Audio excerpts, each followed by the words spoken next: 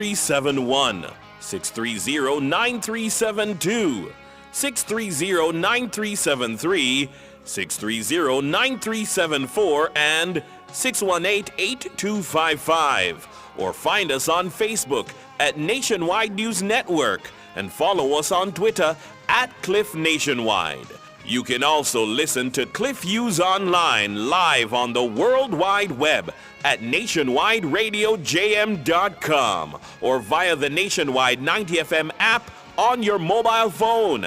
Now, here's your host, Cliff Hughes. Good morning. Good morning. Let's get to work.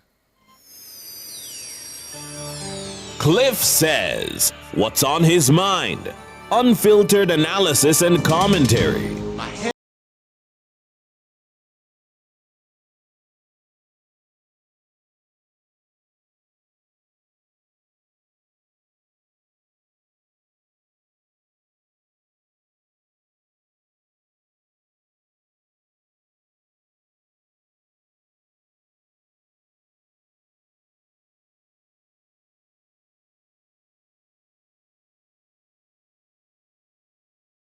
Good morning. Thank you so much for joining us here on another edition of Cliff Hughes Online. And today we are going to be having an abbreviated program because we have the football, we have a paid broadcast based on the sectoral debate presentation of the tourism minister in the parliament yesterday. A lot of news out of that. And we're going to begin this morning with news out of the Parliament that it has approved the further $1,000 increase in the national minimum wage effective the 1st of July. And in a tough economic environment, fixed income earners are feeling it, especially those who are barely earning minimum wages. Yeah? Another increase of $1,000 is going to come into effect next week. So if you are on minimum wages, you will now move from $16,000 to $17,000 per 40-hour work week, effective July 1. Here was the Labour Minister speaking in the Parliament yesterday. I move that this Honourable House affirm the following increases, which are to become effective on July 1, 2026. Firstly, the national minimum wage is to be increased from $16,000 to $17,000 per 40-hour work week. This means that A, single-time rate, standard pay, this is your basic hourly pay for a regular work week, is to be increased from $400 per hour to $425 per hour for work done by the worker during any period not exceeding 40 hours in any week. Minister Charles reminded the Parliament and the country that since the JLP took office in 2016, it has moved the minimum wage from just over $6,000 per 40-hour work week to the current level of $16,000. He's also urging employers who can pay more to do so. This increase in minimum wage represents a reaffirmation of this government's commitment to Jamaican workers. It acknowledges the invaluable contributions of those who care for our children, support our households, protect our properties, and help to drive economic activity across our country. Let me also say this. The minimum wage is a floor, not a ceiling. And as we have done before, I again call on all employers, especially those who can afford to do more, to invest in your workforce. Go beyond the minimum where circumstances permit you to do so. Let us move, Mr. Speaker, colleagues, from compliance to genuine appreciation. The Minister of Labour and Social Security, Pernell Charles Jr. He was speaking in the House of Representatives yesterday. Another bit of news out of, not the Parliament this time, the There's a new president of the JTA. She is a lecturer and a training placement officer at the Michael University College. Her name is Dr. Maureen Mullings Nelson. She defeated Dr. Darian Henry to be the next president-elect of the Jamaica Teachers Association.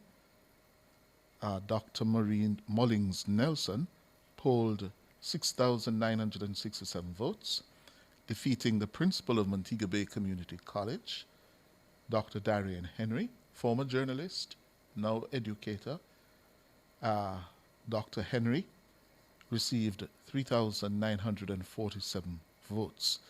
The JTA says a total of 11,275 ballots were cast in the election, held from June 15 to 19. Yeah?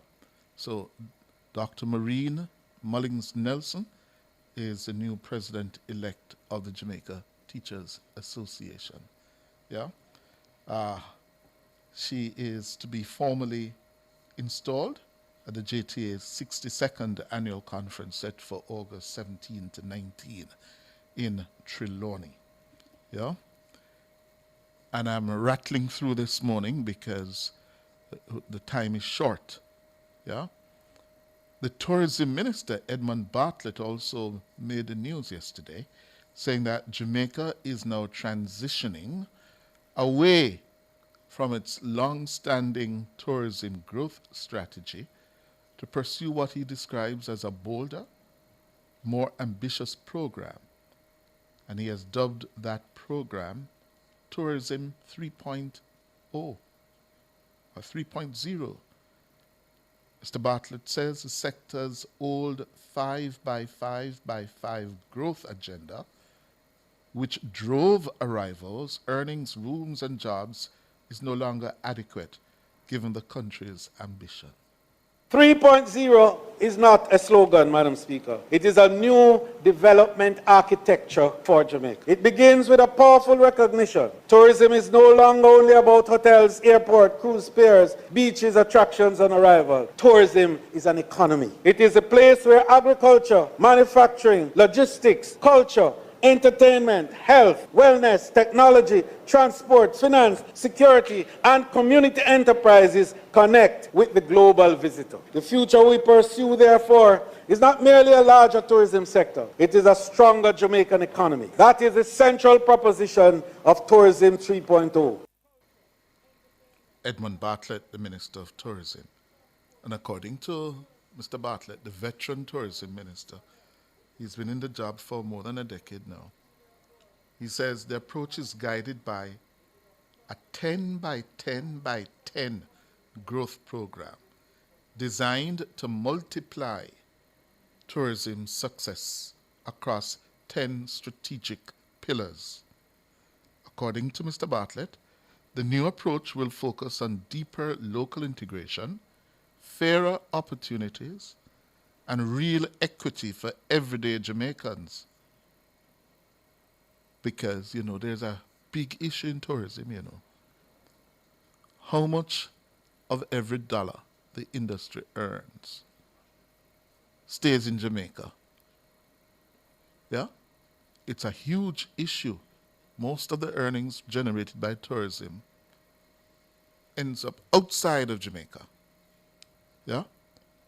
He says the goal is to move more of the value of the industry into Jamaican hands, direct more local produce into hotel kitchens, offer more Jamaican-made goods in guest rooms, and include more Jamaican entrepreneurs in the value chain. The final pillar is a modern tourism governance and tourism authority, so that Tourism 3.0 cannot be delivered through outdated systems. We cannot ask the sector to move faster if our institutions move slowly. We cannot ask the investor to trust the future if the rules are unclear. We cannot ask the communities to believe in tourism if the benefits are not visible. And so, Madam Speaker, we intend to repeal the current Tourism Act, the one which we brought before. We have removed that.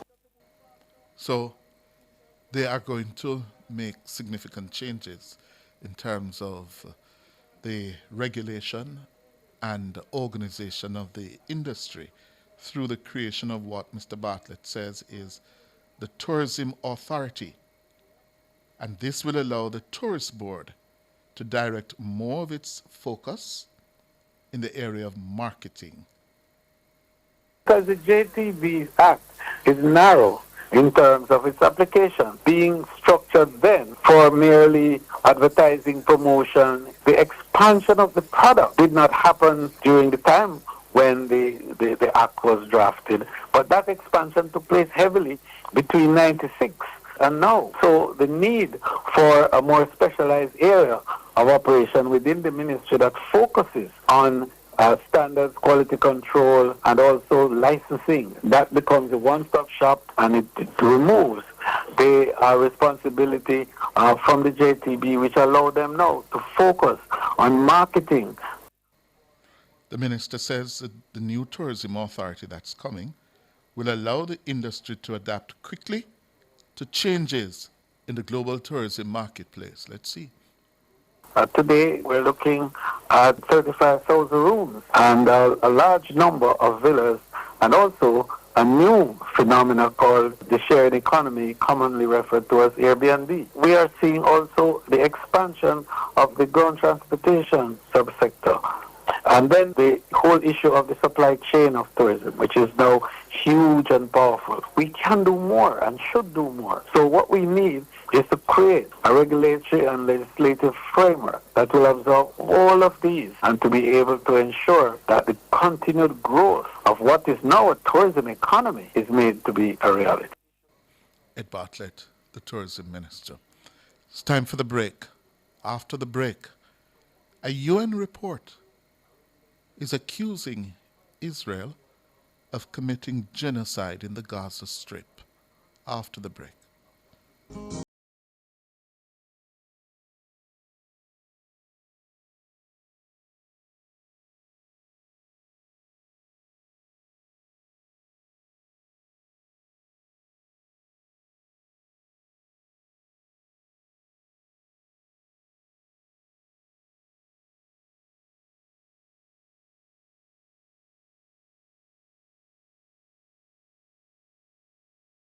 Time brought to you by the Ministry of Energy, Transport and Telecommunications. Fueling growth everywhere is 14 minutes after 10.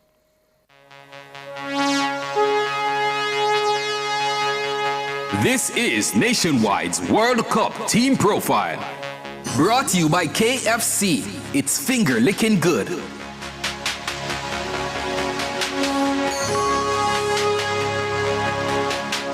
Haiti.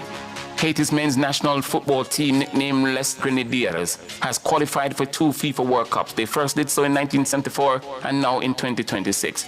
In 1974, they finished 15th, losing all 3 group matches against Italy, Poland, and Argentina, with their striker Emmanuel Sanon scoring both of the team's goals. Haiti, one of the powerhouses in CONCACAF football.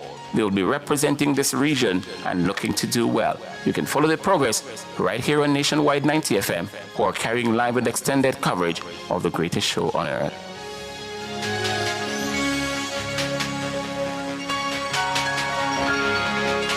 That was Nationwide's World Cup Team Profile. Brought to you by KFC. It's finger licking good. Step into the future of Kingston business.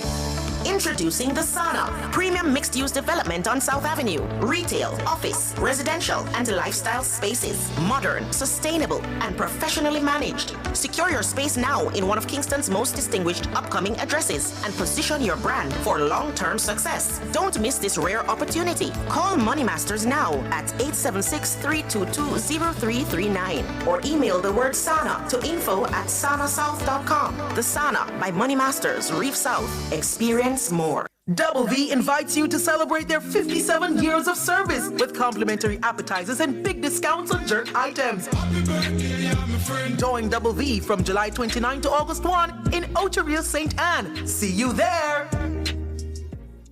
Stop buying expensive toner cartridges. Global Ink is now selling new factory direct generic toners. Remove factory seals, install and print. Engineered to work first time, every time. Certified for use in HB and Brother printers. Worry-free, affordable printing for your peace of mind. Money saved is money earned. We deliver island-wide. 754-7444. Never run out of toner again. Global Ink. 754-7444. From the farmers in the fields, to the bakers who prepare it, to the teams that deliver every day, Juicy is built by Jamaicans. To our partners, thank you for standing with us. Juicy Patties, serious Jamaican food. If you love the vibes, the laughs, and the real talk, then you're one of us. Don't just listen, belong. Join the nationwide 90 FM Family Club on Patreon.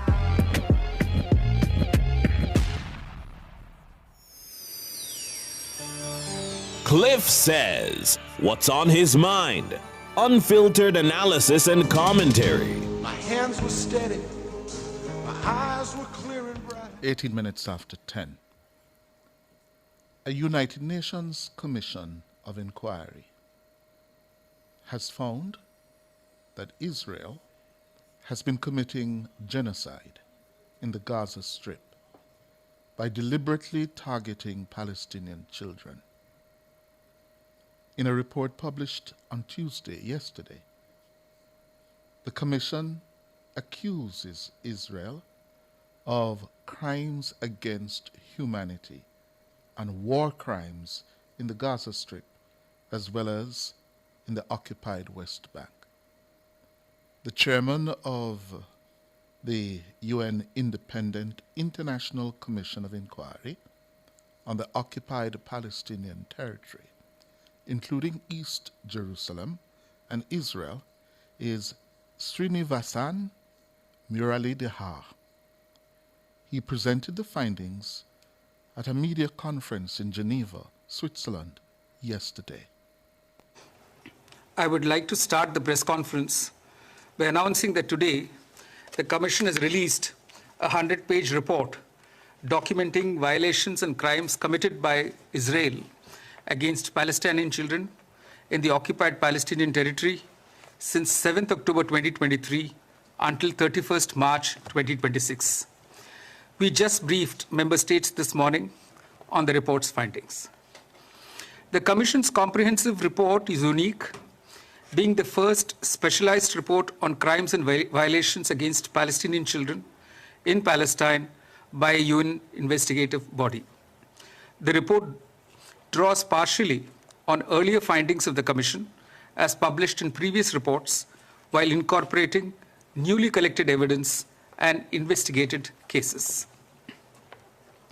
The Commission found indisputable evidence with regards to the deliberate, targeted killing of Palestinian children, including since the October 2025 ceasefire, the use of torture, inhumane and degrading treatment, including use of sexual and gender-based violence against Palestinian children, as well as targeting of critical infrastructure essential to children such as orphanages, healthcare, and educational facilities.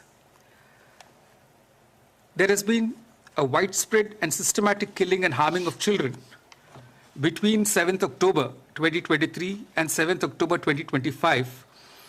We have witnessed more than 20,000 children who've been killed and more than 44,000 children who've been injured. Children constitute 30% of all those killed in OPT, and the killing and injuring of children has been a continuing activity. Children are being killed mainly in two ways. One, through airstrikes using high-yield explosives with wide area effects, and second, using quadcopters, drones, and sniper rifles that specifically target and kill children to their head and upper body. There is also a severe orphan crisis with an estimated 58,554 children who lost one or both parents between 7th October 2023 and 7th October 2025. There has been a systematic disruption by Israel of the children's ability to learn, thereby sabotaging the intellectual and social foundations of the Palestinian society. The Commission's findings are that Israel targets children to weaken demographic vitality and deny the Palestinian people's right to self-determination. 97% of all schools have been destroyed. 95% of the universities have been affected in Gaza. 22 out of the 38 universities have been completely destroyed. We have found the use of starvation and imposition of conditions of life obstructing children's survival. As of 1st October 2025, there have been 151 children's deaths on account of malnutrition. We've also found that between October and December 2023, there have been at least more than 1,000 instances of children undergoing amputation of one or more limbs. Based on all the evidence gathered, the report makes legal findings and concludes that the Israeli authorities and the Israeli security forces have deliberately targeted and killed Palestinian children and destroyed their childhood. Israeli authorities and the Israeli security forces are responsible for crimes against humanity, including persecution and war crimes in the Gaza Strip and war crimes in the West Bank, including East Jerusalem. The report released today further substantiates our finding on genocide. That is the chair of the UN Commission of Inquiry on the occupied Palestinian territory, Sirina Vassan Murali Deha. Israel's foreign ministry says it utterly rejects the Commission's report, calling it a libelous sham and a propaganda piece as outrageous as its previous ones. The Commission was established by the UN Human Rights Council in 2021 to investigate alleged violations of international humanitarian and human rights law. Its three-member expert panel does not officially speak for the UN. But you know, those of us who follow these things are not surprised by the findings of this Commission of Inquiry. When you follow the pattern, the actions, the daily strikes, airstrikes against the Palestinian people, many people had already come to the conclusion that what we're witnessing in our lifetime, in this moment, in the broad sweep of history, is nothing short of genocide. Genocide. Of course, the big question, so what happens now? Israel has been acting with impunity. Impunity. Aided and abetted by the United States of America, who have allowed them to continue to do what they have been doing, using superior military might and power. And the world community look on, virtually helpless. Helpless.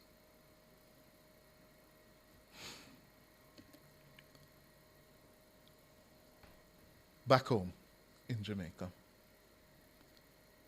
a foundation by the name of Few Children, Few Children, is now offering legal assistance to parents whose children have been barred from participating in their school's graduation exercise due to the violation of grooming rules.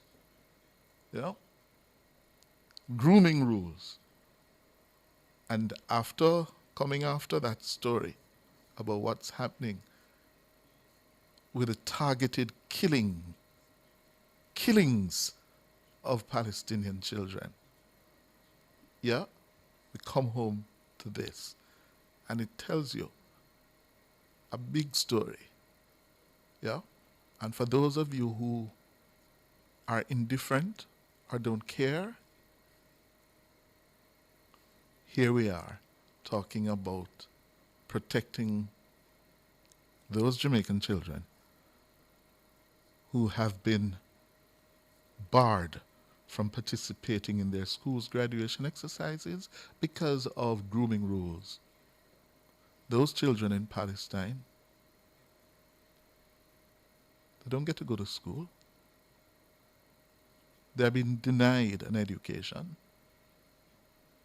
They are being slaughtered. Yeah? And the world community looks on because of the might and the military superiority of Israel and the United States. And this is what we're talking about.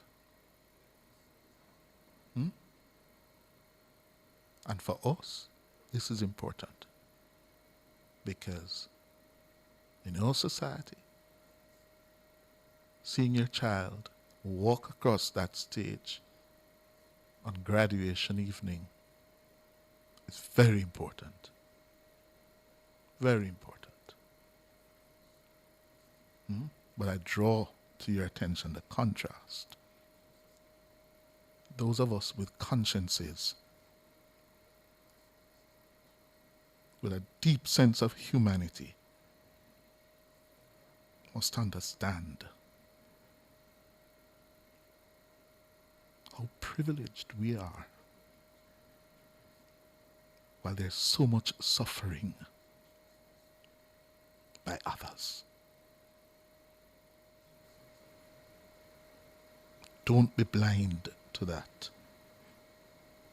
Don't be blind to it. Time for the break.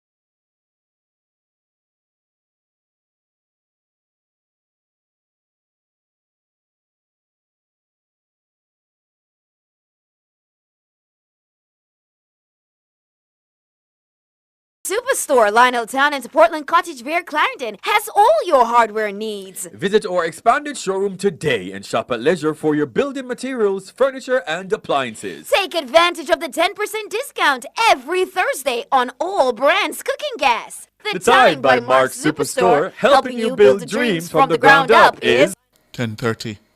Eclipse Enterprise is your go-to source for billiards, amusement machines, and electronics. Telephone 876-960-3891. The temperature by Eclipse Enterprise is...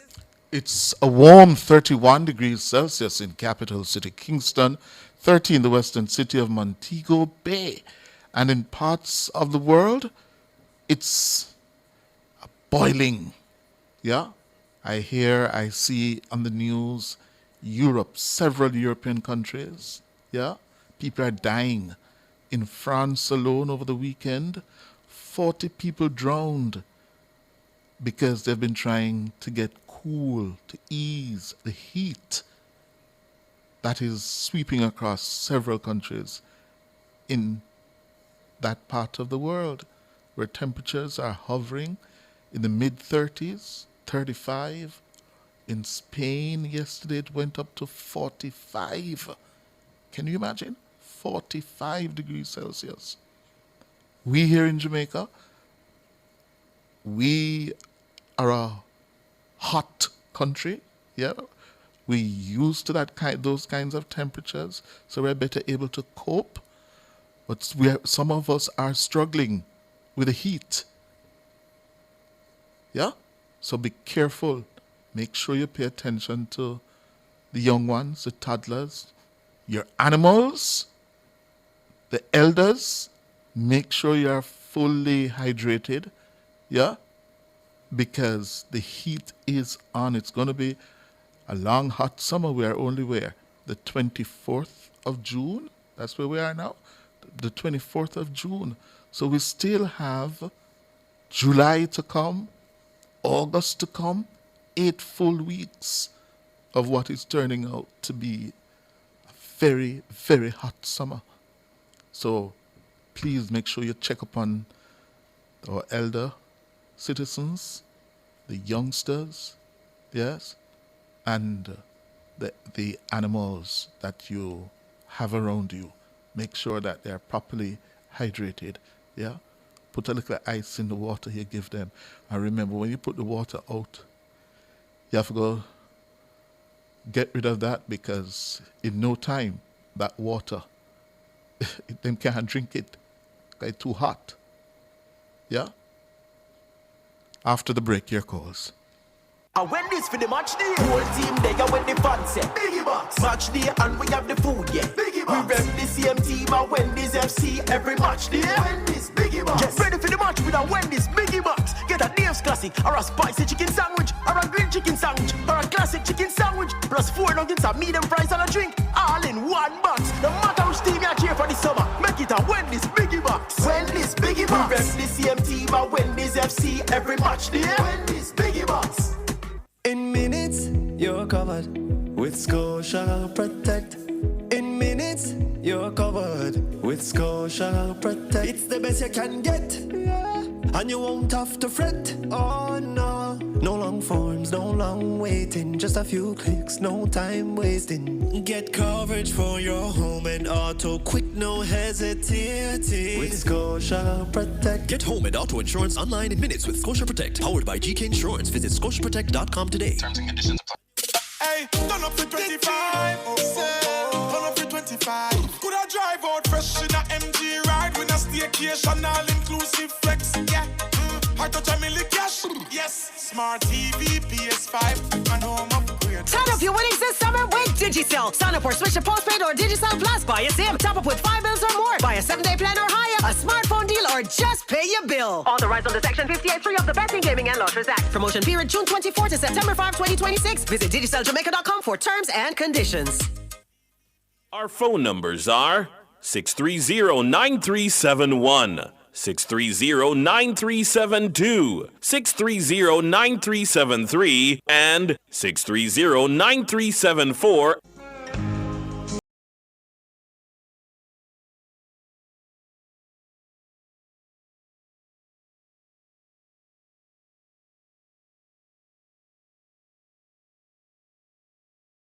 YouTubers across the world are telling me, Cliff, 34 in boring London, Cherry Care. Good morning, or is it good afternoon now? Cherry Care in Germany. Yeah, no. Cherry Care is in London. SH Row 21. Yes, Cliff, here in Germany, it's 38. Yeah, between Friday and Sunday, they are projecting it will be in the 40s. Yeah, that's from 2 of our listeners in London and Germany.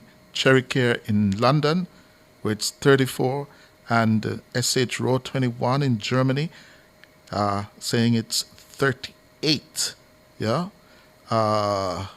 In Toronto, Michelle Thompson says, Sir Cliff, we have a comfortable 72 degrees here in Toronto. Good for you. Enjoy it. Yeah. Another reaction to that report about the genocide being committed against children in the Gaza Strip and the West Bank. Barrington King says what Israel did in Gaza, they're now doing it in Lebanon. Yeah. All right. Who do we have? Anthony on the line. Good morning, Anthony. Morning, Mr. Hughes. How are you? I'm all right. Yeah, it's been a while. And I'm going to cut to the chase quickly because you have a limited amount of time. Very limited. Cliff, the Integrity Commission, Cliff, I am still and continue to be disappointed. And I'm going to go to it quickly. The Integrity Commission spent over $30 million of Jamaican taxpayers employing an independent investigator to look into the Prime Minister's statutory deduction. It wasn't just an investigator, he's also, or she's also a forensic accounting examiner. They know how to detect money trails. Yes. Right. Okay, but I want to cross that also, Cliff, that at the time, since they want to go that route, they did not include the FID at the time. No. All right? It was after they choose to include the FID. After they came up blank. Now, after they came up blank. Right. So, Cliff, I would agree with anybody, including the FID, who would consider the Integrity Commission investigation has been amateur. Because if you have a body like the FID in Jamaica, why not do a concurrent investigation? Have your independent forensic body along with the FID and do that together. But why come up blank and then know you're going to be leaning on the FID and say, oh, you need to go find this and find that and whatever. To me, Cliff, I consider it as a commission that is on a witch hunt. And if you ask me, I would go as far as saying overstepping what they are there to do. Because if all of these bodies come back and say, hey, we have found nothing at all, and somebody in their own wisdom or keep on telling themselves, oh, something is there, so we're not going to certify, then, Cliff, if that is not bias, I don't know what it is. And I don't know how, but something really needs to be done where this commission is concerned, because where credibility is concerned, Cliff, the Integrity Commission has lost its integrity. That is my conclusion. Anthony, those are conclusions I think are reasonable, fair, based on the actions of the commission. Those conclusions are fair and reasonable. I wouldn't want to be in that person's shoes where you are being investigated, you are being accused, and after you bring in and spend so much money, a forensic examiner, yes, you don't find anything to proceed, you then continue to make me suffer, yeah? Exactly. This is not a prosecution, no, it feels like a persecution. And it's a persecution. Yes, it's a persecution. Yes. And frankly, the government, the parliament, needs to act. What needs to be fixed where the work of the Integrity Commission is concerned? I keep on saying it. We need the Integrity Commission. We can all agree on that. We need it. But it cannot continue to act in a way where it loses the confidence and trust of its public that it was set up to serve. But exactly. And they have no regard for the public, because, okay, they referred the thing to the FID. The FID responded to them. And Chris, it was made public knowledge that they are making a reference to the FID. The FID response. But then they have no regard to come back and say to the public to say this was right. Yes, they have no regard to say, okay, the FID has come back and has said so and so. Yeah? That can't be right. That can't be right. It cannot be right. It cannot be right. It cannot be. I'm sorry, we only have a little bit of time, because I wanted to touch on the weekly issue with these persons who are calling for his resignation, but time will not allow me this morning. So all right. I'll pick that up another day. We know we know to shoot ourselves in the foot, yeah, because a lot of us started out backing the Integrity Commission, and several incidents have forced us to say, but what is happening here? Yeah, what is happening here? Huh? to the point where now you hear a report from the Integrity Commission and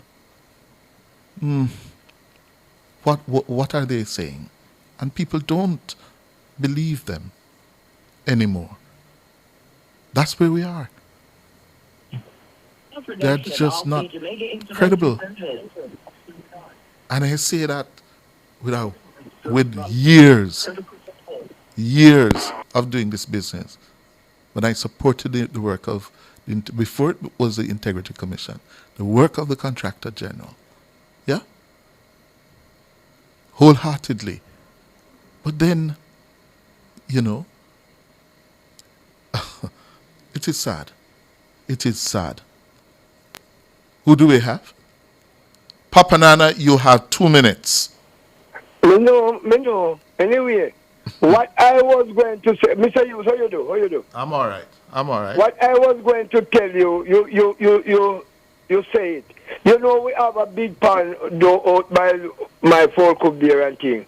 And we try to pull it that when water go off, we can still give the chickens them water. And you know, certain time of the day you cannot give them.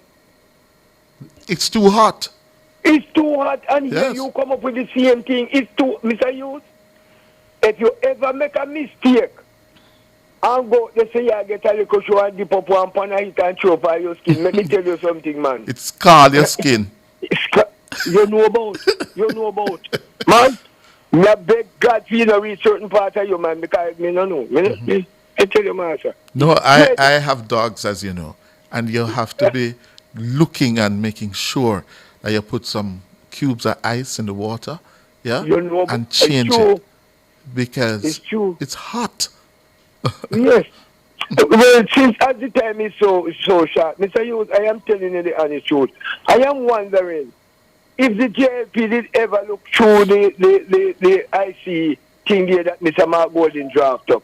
It was draft up to hurt the JLP. No. I don't No. Don't go. No. It wasn't drafted to hurt the JLP. Come on. Think about that statement. Think about that. Hold on. All right. Hold on. It's not about a deliberate act. Yeah? When it was being drafted to hurt anybody. What we have now, Papa Nana, are the experiences where provisions of the legislation need to be revisited. We need to revisit it. Yeah? There are certain provisions in the law that now that we have actual experiences, we need to go back and visit it. Yeah? But it doesn't mean that it was drafted with the aim of targeting the JLP. No. Then you think the JLP would have sit down and allow that to happen? Because them no look at it. Then why No, don't you sir. get all the judges and things where you know you and them go to school?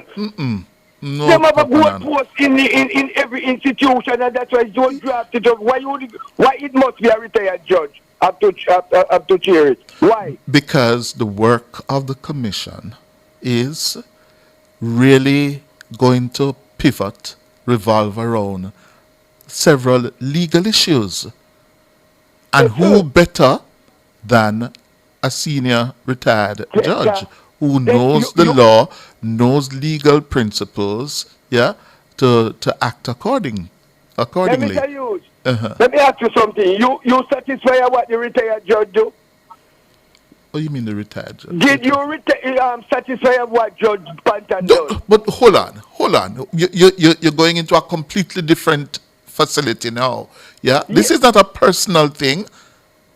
No, you may criticize some of his utterances, or when he went into the parliament and I thought made a very intemperate remark about not even drinking the water.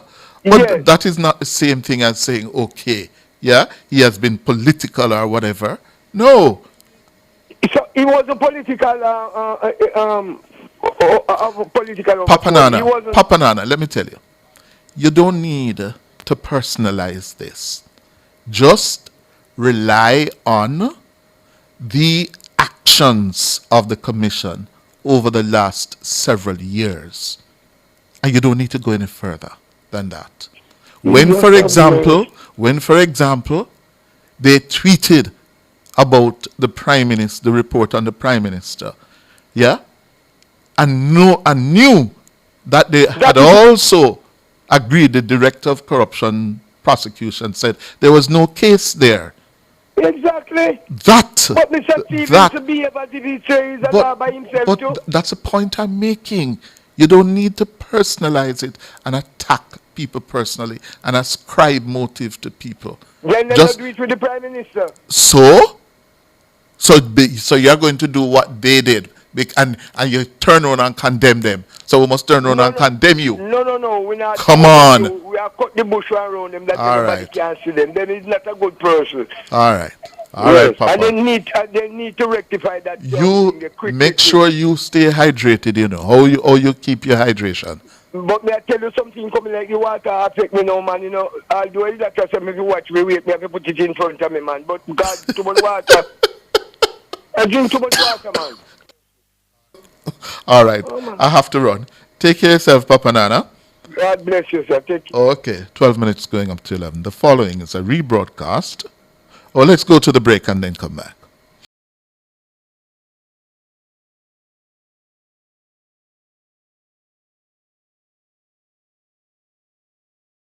Fill all your prescriptions, get cosmetics and other pharmaceutical items at Manning's Hill Pharmacy, located at 34A Manning's Hill Road, Kingston. Telephone 924-6280. At Manning's Hill Pharmacy, they stock all the hard-to-get medication. The time by Manning's Hill Pharmacy is 12 minutes to 11. Campari, Red Passion. 3 bills that are for your drink, 18 bills for the floss. Aye, they are the bar, just get a text. Buy for your link up, she want make a flex. Buy a Campari, you know what's next. Ashley, I call up, wifey, don't vex. Head to your nearest community bar and get your Campari for the recommended drink price of $300 for a drink and $1,800 for the flask. Campari, Red Passion. Must be 18 years or older to drink. Drink responsibly.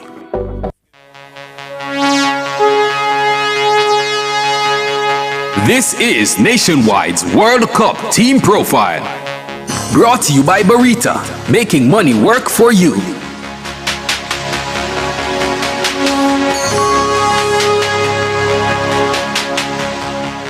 Iraq has qualified for the FIFA World Cup twice in its history, first in 1986 and ending a 40-year drought for the expanded 2026 tournament in North America.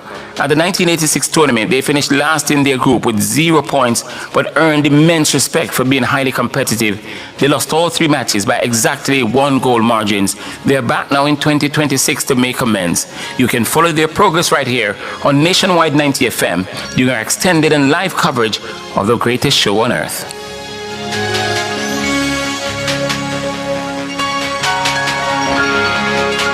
That was Nationwide's World Cup Team Profile. Brought to you by Barita, making money work for you.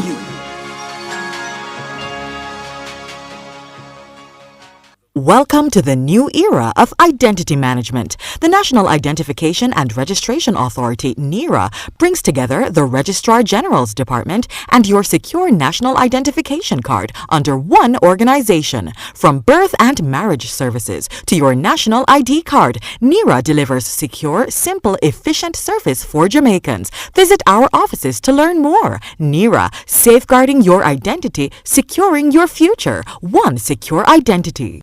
What's this? You shouldn't have. But Dad, you deserve the best. Give Dad the gift of great returns with a CIBC Caribbean savings account. Set up recurring contributions for special occasions, everyday support, or unexpected expenses, and start building a stronger future for Dad. Deposit $250,000 or more, and you'll receive a hardware shopping voucher for Dad. Open your account online today at CIBCCaribbean.com. Conditions apply. Your personal information matters. With a secure national identification card, only the information needed to confirm your identity is collected and protected. Only what is essential for your identity record. You control when and how your information is used. Feel safe. Feel secure. NIRA, safeguarding your identity, securing your future. One secure identity. If you've ever called in, shared your story, or got help on this show, then you're already family. Now make it official. Join the nationwide 90 FM Family Club today on Patreon. Cliff Hughes Online. Talk radio for all Jamaicans. My hands were steady. My eyes were clear. Well, the following is a rebroadcast of the sectoral presentation by Minister of Tourism Edmund Bartlett in Parliament on Tuesday, June 23, 2026. Madam Speaker, I begin by acknowledging your distinguished leadership in this honorable House. And I also recognize the members of Parliament on both sides of the aisle and the dedicated parliamentary staff led by the Clerk of the House, whose professionalism, discipline, and quiet service support the effective functioning of this institution. Madam Speaker, this is my 41st engagement from this podium in this House. And I take it with the deepest of regard and want to make a comment, Madam Speaker, if you will allow me, at the end of the presentation with regards to my own vision and direction as I see for this wonderful institution that has become so important to us to secure democracy and which we must guard very zealously and to give it the highest respect and regard that is possible. So, Madam Speaker, following Hurricane Melissa, one of the most powerful storms on record, Jamaica's response demonstrated the value of decisive prime ministerial leadership and strong whole-of-government coordination. Working through ODPEM, public and private partners moved quickly, transparently, and responsibly to mobilize support for the tourism workers, small businesses, and communities that sustain the sector. From that shared effort, this presentation, Madam Speaker, will move from recovery to transformation. The sector's rapid rebound, the Tourism 3.0 agenda, and the legislative and regulatory reforms required to deliver a sustained growth, competitiveness, and greater benefits for Jamaican entrepreneurs, workers, and communities. Before I do so, Madam Speaker, I recognize that as public servants, our duty is to uplift our people and strengthen our nation. And I'm a proud leader of a ministry central to that mission. I thank the Most Honorable Prime Minister, Dr. the Most Honorable Andrew Holness, for the trust and confidence he has placed in me. His astute leadership has helped steer the sector through an unpredictable global landscape. I also thank all who have worked with the ministry and its public bodies to meet challenges and seize opportunities across tourism. Our industry and private sector stakeholders have helped to protect livelihoods and have advanced national growth. I extend my deep appreciation to my Minister of State, the Honorable Tova Hamilton, our Permanent Secretary, Jennifer Griffiths, whose administrative excellence continues to drive the ministry's operation. Madam Speaker, I acknowledge the hard-working team within the ministry and its public bodies, along with chairpersons, board members, and executive directors. I also thank the Jamaica Hotel and Tourist Association, its president, Christopher Jarrett, and his executive team for their cooperation during one of the most difficult periods in the history of the industry. To my constituents, the second love of my life, and the first love is intermingled with them today in the gallery. But I'll talk about my first love at another moment. That constituency, Madam Speaker, that has given me 6 consecutive terms as their representative, and has enabled this year for us to celebrate the 30th anniversary of our education program in that constituency that has provided scholarships for thousands of children in every institution in Jamaica today. There is a student from East Central St. James. Universities, medical department, history, science, and all the areas of discipline. And I'm proud of the work that the team has done. And particularly, Madam Speaker, you will allow me to commend my councillors who are here today and my staff at the constituency office led by Mrs. Simone Matheson Powell. And I particularly wanted to highlight Simone because she has been the tower of strength in that constituency.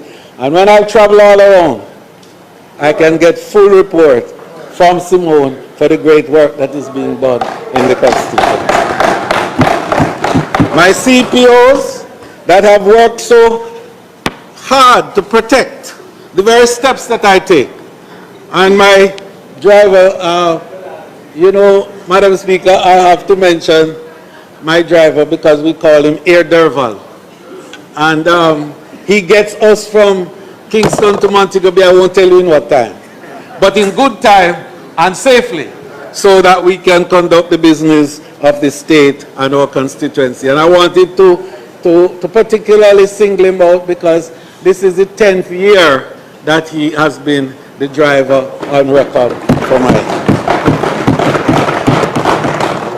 Madam Speaker, now on a personal note, and I know you will allow me this. I'm grateful for the support of my family, especially my dear bride. And I say bride, Madam Speaker, not wife or spouse, because bride represents that moment when it all began. And it has been 53 years of that wonderful relationship.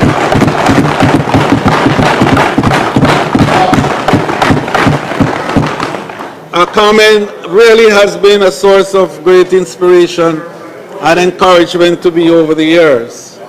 And I'm thankful for her unwavering support and constant presence.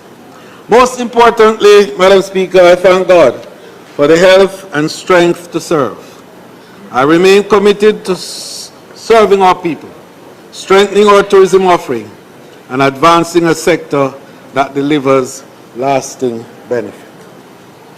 Madam Speaker, before I turn to the state and direction of the Jamaica's tourism sector, permit me to pause and honor a man whose life reflects the very theme of today's presentation, trust and confidence. I speak of Dr. the Honorable Godfrey Dyer, OJ, CD, JP, LM. Mr. Dyer's story is not simply a record of titles held. It is a Jamaican story. Humble beginnings, big dreams, hard work, service, risk, recovery, and impact. Mr. Dyer was first made a director of the board of TF on its inauguration, and later served as chairman from 2007 to 2011, and again from 2016 until 2026 when he retired. Under his stewardship, TEF became a vehicle through which tourism gives back through infrastructure, community development, resort enhancement, worker training, cultural assets, innovation, and linkages. So today, Madam Speaker, we thank him for believing, and I'm saying this about Montego Bay, Dr. Chan, believing in Montego Bay, for proving that Jamaicans can own and lead in tourism, for helping build cultural tourism through music and enterprise, for shaping TEF into an instrument of impact, and for reminding us that service above self still matters. Honorable Godfrey Dyer's life teaches us that trust is earned over time Confidence is built through performance, and legacy is secured through service. That, Madam Speaker, is where today's theme begins. Madam Speaker, today I speak to the state and direction of Jamaica's tourism sector under a theme that is both timely and necessary: trust and confidence. It is timely because we are governing in an age of global uncertainty, where economic shocks, climate disruptions, geopolitical instability, technological change, misinformation, fragile supply chain, and rising public expectations are testing every institution and industry. It is necessary because no industry can survive on shifting sand. Without investor confidence and real benefits to our people, the foundation of tourism successes cannot endure. In tourism, these pressures are especially sharp. When uncertainty rises, travel is often one of the first decisions people reconsider. Visitors must feel confident enough to book, board, and spend. Investors must feel confident enough to commit. Jamaica must trust that tourism's growth is credible, inclusive, and beneficial. Confidence, Madam Speaker, speaks to performance. Jamaica's ability to compete, recover, grow, and deliver quality consistently. And trust speaks to legitimacy, strong systems, clear standards, modern governance, inclusion, and promises honored. Confidence brings people here, Madam Speaker, but trust brings them back. Trust attracts investment, strengthens belief, and secures the future. That, therefore, Madam Speaker, is the frame for the report that now follows. Madam Speaker, that frame matters. It matters because uncertainty is no longer the exception. It is the operating environment. Tourism is no longer simply a contest of scenery and sunshine. It is a contest of credibility measured by safety, reliability, recovery, and value. That's why Jamaica's strategy now goes beyond promotion. We are building a model grounded in resilience, destination assurance, stronger linkages, inclusive growth, human capital development, and modern governance. Madam Speaker, against this global background, Jamaica's tourism sector has again demonstrated its strength. The story of Jamaica's tourism performance in this reporting period is not a story of defeat, as some might think. It is a story of growth interrupted, confidence tested, recovery organized, impact delivered, and the future being secured. Jamaica's tourism performance must be understood through one defining truth.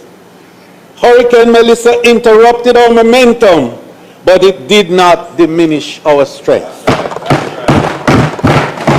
Before Hurricane Melissa struck in October 28, 2025, Jamaica's tourism sector was already advancing with confidence.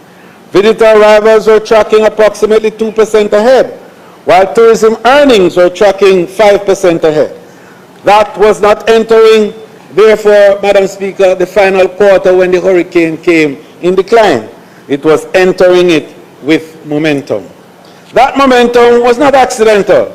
It was a result of deliberate policy, disciplined marketing, stronger airlift partnership, sustained investment in tourism product, and the enduring power of brand Jamaica. Then, of course, came Hurricane Melissa, as we know. However, Melissa did not break the Jamaican industry. It revealed the strength of the system we had been building. Through coordinated action by government, industry partners, workers, and communities, Jamaica's tourism industry officially opened on December 15, 2025. When I said we would open 6 weeks after the hurricane, on December 15th, everybody thought I needed to be checked.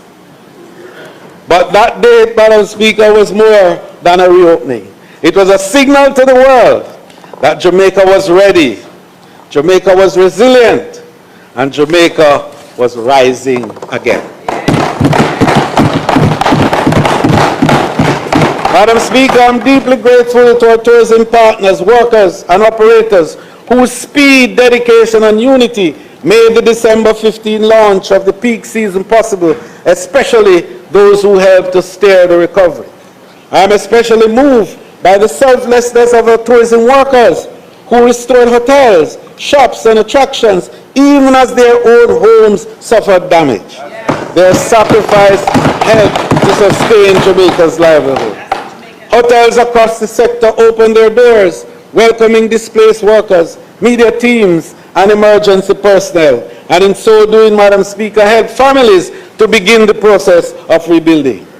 They provided rooms for staff and their families, accommodation for those supporting the national response, and I can remember Minister Vaz calling me and saying how the JPS people were coming from all over and didn't have anywhere, and the hotels that were half damaged found a way to accommodate these and other personnel who were coming to ensure the recovery took place. So they provided room for staff and their families, accommodation for those supporting the national response, relief supplies, construction material, grants, and interest-free loans. And I want to make that point, because there are some who believe that the hotels did nothing for the workers. They provided interest-free loans for a number of workers. I went to some of these facilities, spoke with them, local brands. And I didn't want to call brand names today.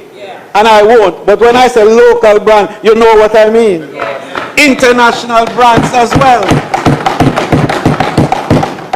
And the other night, when we were at a certain anniversary, that point was made as to $1 million of grants that were provided to workers to assist them in their recovery from that particular hotel. So, Madam Speaker, our visitors too rallied. And I want to just pause to say thanks to some international agents whose names I can't call because there were so many. But there's one particular one, the World Central Kitchen. Madam Speaker, we housed them, and for my sins, I happen to know the people who were involved with them and managed to help them to get to Jamaica and gave them the convention center as their base.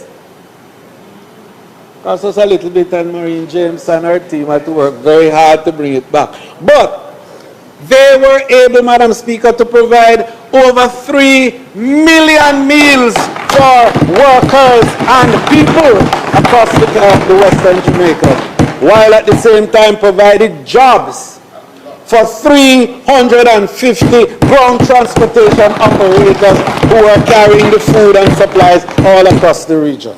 Madam Speaker, that to me is confidence. That to me is trust. So, Madam Speaker, repeat guests launch grassroots funding campaigns even on their own. At Cocola Palm in the Grill, one visitor shared how her 8th grade daughter, Gabby Nichols, raised $7,500. May sound small to you, but this is a little girl, an 8th grader, a visitor to Jamaica, and she used GoFundMe to raise $7,500 to help workers in that part of Negroes. Others cleared debris, helped repair properties, and deliberately spend their local independent businesses and vendors. Madam Speaker, that response confirms something deeper than demand. Jamaica has built an emotional bond with the world. To our workers, therefore operators, partners, and visitors who became family, thank you for your hands, your hearts, and your unwavering love for Jamaica. Madam Speaker, let us now turn to the numbers. In 2025, Jamaica welcomed 3.7 million visitors, notwithstanding Hurricane Melissa, which tells you we are really 4-point-something million destination and a 4-point-something billion revenue destination. And I'll talk a little about that later on, Madam Speaker, as we get into the third phase of our development. So that including, Madam Speaker, 4.6 million stopover visitors and 1.1 million cruise passengers, whose estimated gross income, notwithstanding the 3.7, was still $4 billion US. Even under extraordinary shocks, therefore, Jamaica delivered visitors, foreign exchange, and sustained economic activity across communities, enterprises, and households. And let us be clear, the decline was not caused by a loss of love for Jamaica, that 3.7 million I spoke about. It was not caused by a loss of demand for Jamaica. It was caused by an extraordinary interruption to a destination that was already growing. So through March, up to this March 26, and I wanted to give you a little better detail, my Director of Tourism is looking straight at me, that up to May of this year, with only 70% of our inventory available, we have already cleared 1 million stopover arrival and 664,000 cruise passengers. And we're getting back the inventory. And we're getting it back, so we'll talk about that little later. So the Jamaica Tourism Board and I moved quickly to recalibrate our strategy. We went back into the market with urgency and purpose, reigniting destination marketing and advertising across our major source markets, the United States, Canada, the United Kingdom, Europe, and Latin America. Working with major integrated booking partners, we acted to stimulate demand, protect market share, reassure the travel trade, and convert confidence in Jamaica into bookings. This is the new discipline of tourism recovery, Madam Speaker. Move early, protect confidence, defend market share, and position destination for renewed growth. The strength of Brand Jamaica is also visible in the airlift data. In 2025, Jamaica's 2 major international airports handled 3.9 million total air seats, generating 3.1 million passenger arrivals, with an overall load factor of 80.6%. That piece of statistic is important, 80, meaning to say the demand of which I spoke was there, because even though the airlines were not coming in the profusion that was before the hurricane, they were all coming full, which meant they were leaving passengers behind. So while capacity constraints remain real, the recovery is moving with purpose. As of mid-April, Jamaica's hotel capacity was projected to recover to be more than 80% by summer, meaning to say more hotels are now going to be open starting in July, in August, September, October, and by December we'll be somewhere about 95%, and the first quarter of 27 we will be 100% restored in terms of our inventory. We saw that clearly, Madam Speaker, as major properties reopen, and I must tell you with pride that today 80,000 hotel workers have returned to work. Rooms came back into inventory, but more important, Madam Speaker, jobs came back onto Jamaica households. The Tourism Recovery Task Force, which I appointed on the heels of the storm, led to the rebuilding process, while the Jamaica Cares Committee mobilized partners, coordinated relief, and supported the people who are the backbone of the tourism industry. And Madam Speaker, I want to just pause to recognize the leaders of those 2 task forces. They're not in the audience today, John Biles and Jessica Shannon, but they did your person's work to ensure that a level of mobilization from our partners overseas to assist our people in Jamaica was at a level unprecedented. They mobilized over 500 pallets of critical relief supplies, mobilized support approximating $15 million US. Madam Speaker, that's about 2.3 billion Jamaican dollars, and they brought 6,000 care packages and over 8,000 workers of the industry in those 5 western parishes benefited from this. Madam Speaker, the private sector and the Ministry of Tourism through the government combined to create a program called TARP, which was to assist tourism workers primarily who came through, and I want to make that point, came through the HR department of the hotels, and also who were hotel tourism entrepreneurs, like craft entrepreneurs, craft vendors, and like ground transportation people and so on. And that there was a whole system that was set up, properly structured, to enable, Madam Speaker, that the beneficiaries would come primarily from the sector.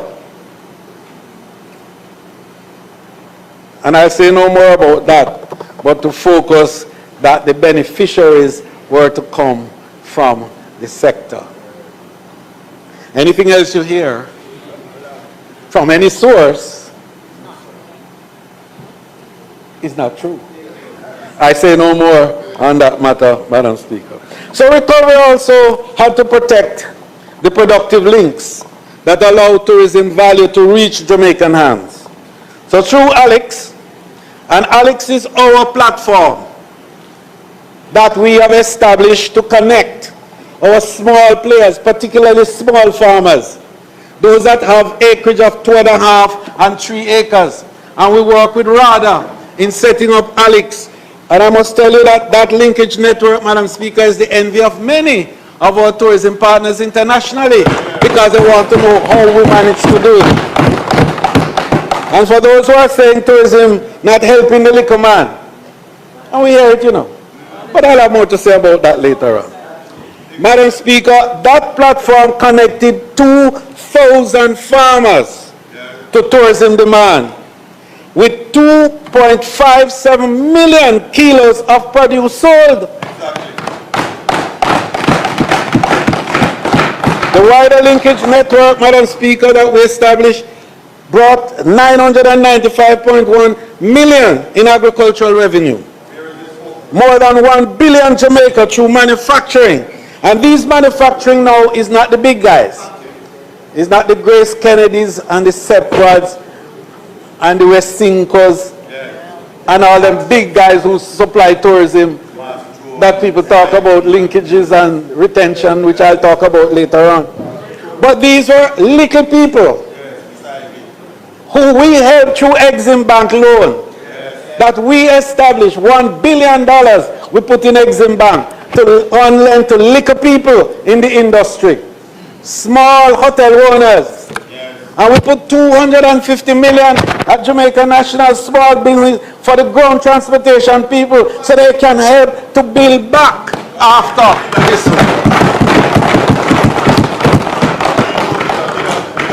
And bigger get a bus, yes. And Madam Speaker, through that, we established a marketing framework also called Christmas in July.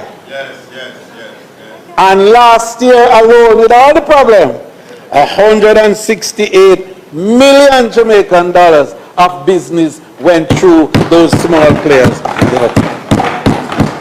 So, Madam Speaker, we're building also the workforce for the next stage of growth.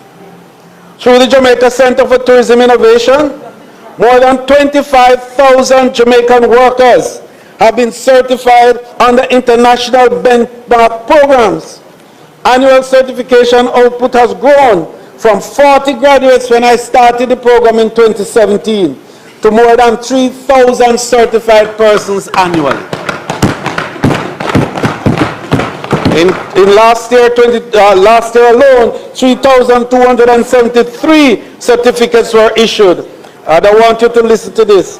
From 3,589 registration, listen, producing an overall pass rate among the workers of the tourism industry of 91%. You tell me where you get that level of pass in any of the institutional arrangements that we have in education in the Caribbean. In the Caribbean. So these certificates covered guest service, food safety, hospitality supervision, hospitality management, hotel operation, leadership, revenue management, culinary development, and other disciplines essential to service excellence and upward mobility. Madam Speaker, we established also the 2 academies, a gastronomy academy, and I'm proud to say we are the first Caribbean country to graduate executive sous chefs, and I have them in the audience. I have them in the audience, our executive sous chefs. Yes, Madam Speaker.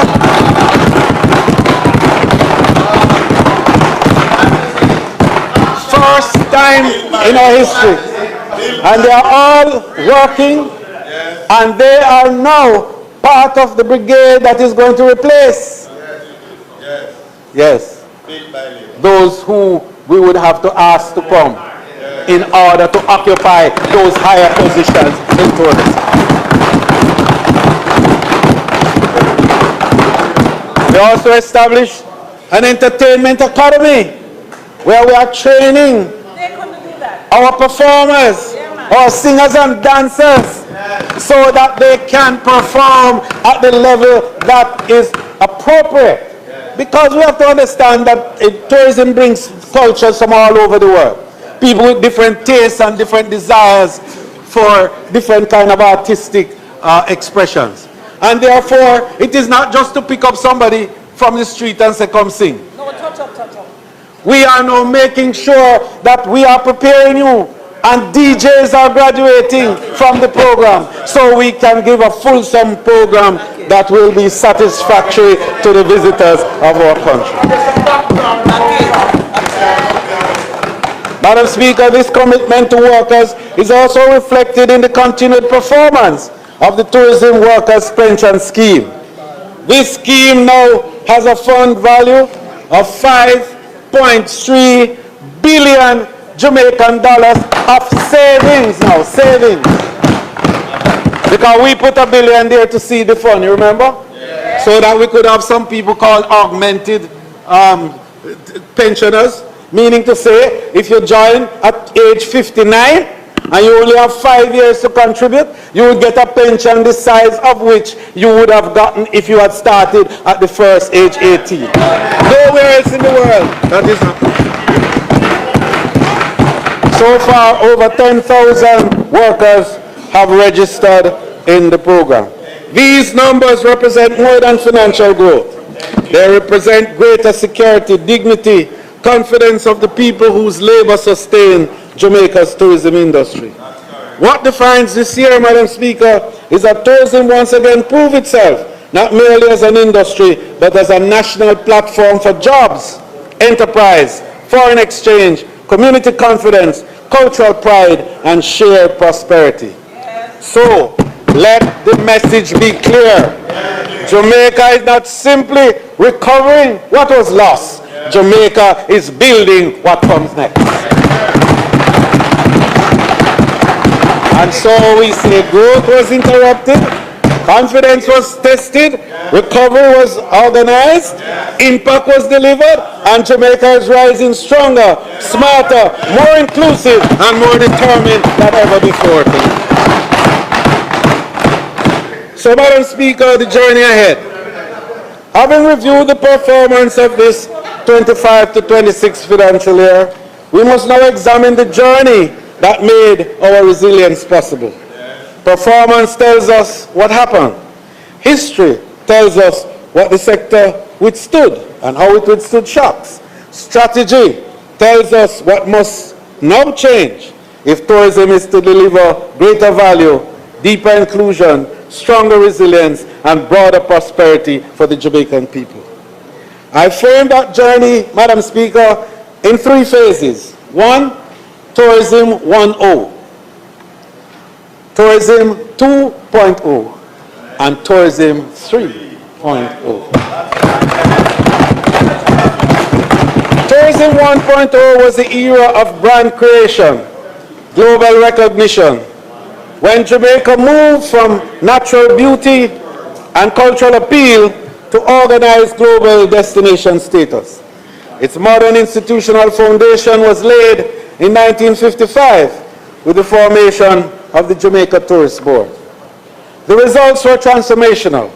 Under Abe Issa, visitors grew from approximately 86,000 in 1955 to approximately 227,000 by independence 1962. That growth changed national belief. It proved that tourism could become an engine of post-independence development. Under John Pringle, Jamaica then shaped the international face of a newly independent nation. Tourism 2.0 was the era of expansion, investment, production diversification, and institutional maturity. From 1996 to May 2026, Jamaica shifted from simply marketing the destination to strengthening the ecosystem behind it. TPDCO embedded standards, licensing, quality assurance, and workforce compliance. The Tourism Enhancement Fund gave the sector a dedicated financial engine for infrastructure, environmental management, product development, and community development. Madam Speaker, this era also taught us that growth without resilience is unsustainable. In 2018, Jamaica established the first in the world of a global tourism resilience and crisis management center, positioning Jamaica as a global thought leader in shock responses. That capacity pivotal, vital, and proved to be very vital to us in COVID-19, when Jamaica's resilient corridors allowed us to reopen safely and protect lives, livelihood, and confidence. It also guided our disciplined recovery through Hurricane Melissa. Therefore, Madam Speaker, Tourism 2.0 is the bridge. Tourism 1.0 gave us visibility. Tourism 2.0 gave us capability. Now, Tourism 3.0 must deliver transformation. Our task is not merely to grow tourism in the old way.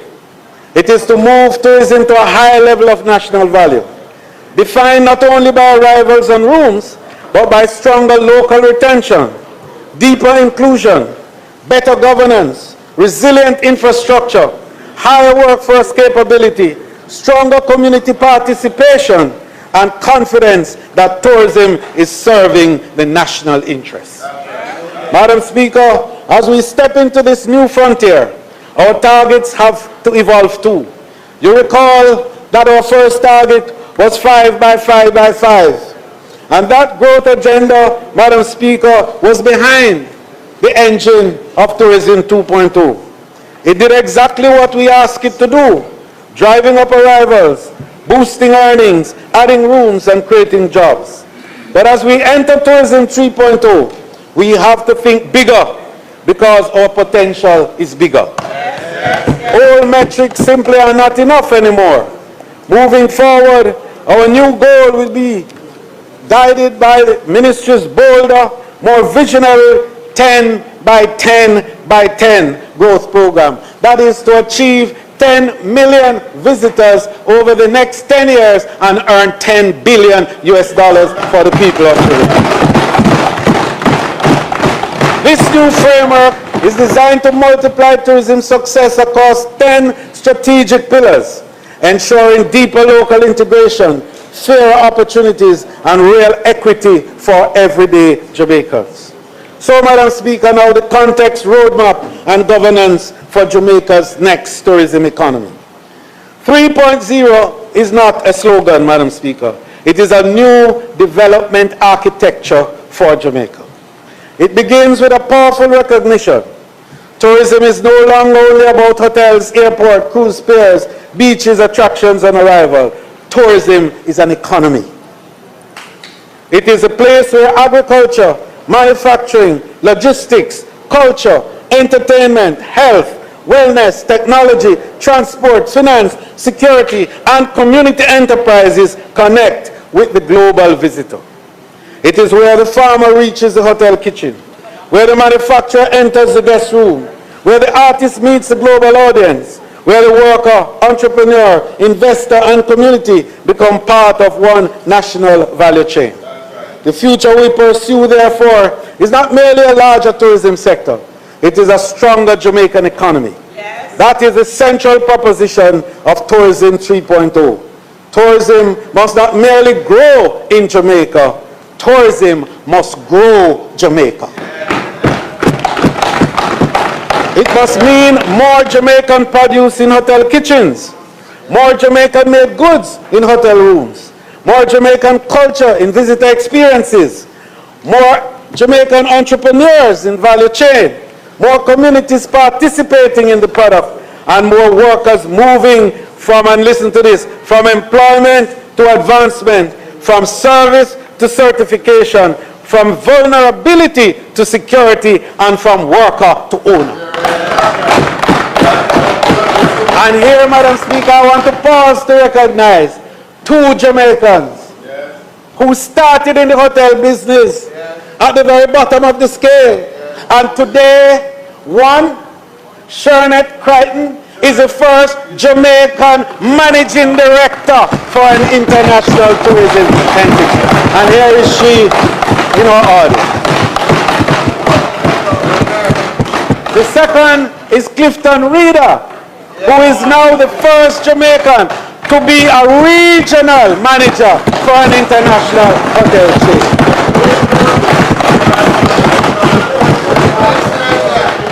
Madam Speaker, I don't complain and quarrel when the claims are made. I simply show the facts. So, Madam Speaker, the future will not regard destinations that drift. It will reward destinations that organize. That is why Tourism 3.0 must now move from aspiration to execution, from a clear roadmap and measurable impact. Our roadmap, therefore, Madam Speaker, rests on 10 priorities. And I want to go through those 10 priorities because it's at the heart of Tourism 3.0. One, purposeful growth and market resilience. Madam Speaker, purposeful growth must be anchored in access and connectivity. I am pleased to announce that East North Jamaica continues its post-Hurricane Melissa recovery. Air confidence in the destination remains strong. At this stage of recovery, overall seat capacity is approximately 20% below, and this is phenomenal. 80% is what it is of our 25 period. Because largely, Madam Speaker, 25% of our hotel rooms, as I indicated before, are now temporarily unavailable. Yet demand remains firm, with average airline load factor of approximately 85%, and some months reaching as high as 92%. In anticipation of more rooms returning to service, the Ministry of Tourism and the JTB have secured a new wave of air connectivity to support the next phase of recovery and growth. This includes expanded service by Virgin Atlantic from Heathrow to 7 flights weekly, Madam Speaker. British Airways from Gatwick to 4 flights weekly, and Copa Airlines from Panama to 14 flights weekly. It is also including new services from Wingo out of Medellin, Breezes out of Tampa, Porter out of Toronto, Ottawa, and Hamilton, Air Canada from Halifax, Ottawa, Edmonton, and Winnipeg, and enhanced regional connectivity from Guadeloupe. And the importance of that one, small as it may be, is it connects to France, Madam Speaker, to Paris for the first time. So this is a signal of confidence. It tells us that our airline partners believe in Jamaica, that consumer demand was held, and that recovery is being organized with purpose.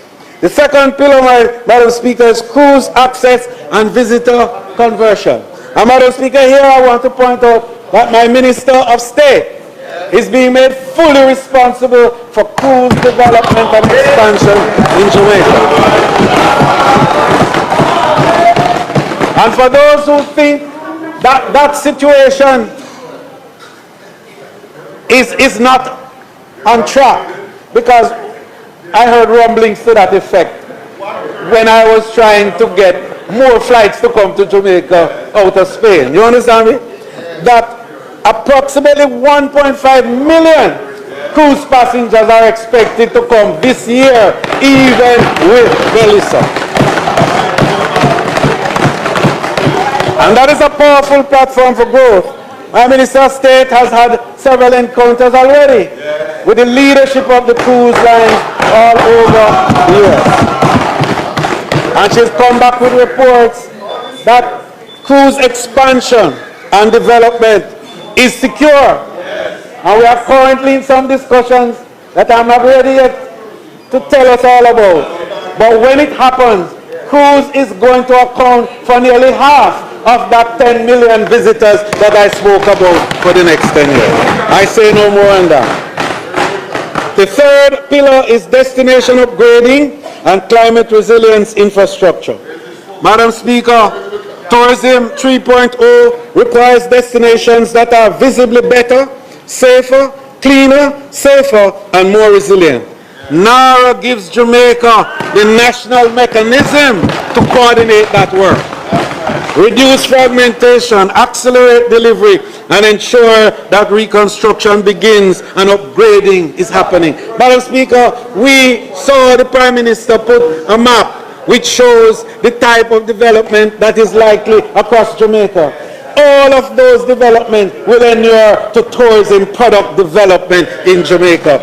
And at another time, we will enumerate them because I have a program to work with the investment side of it, and in September and December I'll be going off to meet with some of those people and to establish the bridge, the investment bridge for the tourism development that NARA will drive.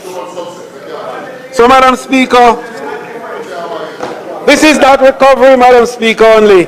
It is product development. Every resilient road, upgraded beach facility, well-lit town center, stronger drainage system, and digitally connected space improves the tourism experience. It gives visitors confidence, workers reliability, investors assurance, and community visible benefits. Under Tourism 3.0, NARA must help convert reconstruction in a stronger tourism product that is more competitive, more inclusive, and better prepared for climate shocks. It is the practical bridge, Madam Speaker, between national rebuilding and destination transformation for Jamaica, our people, and visitors alike. The fourth pillar, Madam Speaker, is local first and economic retention. And here I want again to tell you that my Minister of State has already started the work in preparing local first. She has been meeting with stakeholders, having consultation, and she has written a voluminous piece already for me on the principles of local first. For too long, Madam Speaker, for too long, much tourism value. To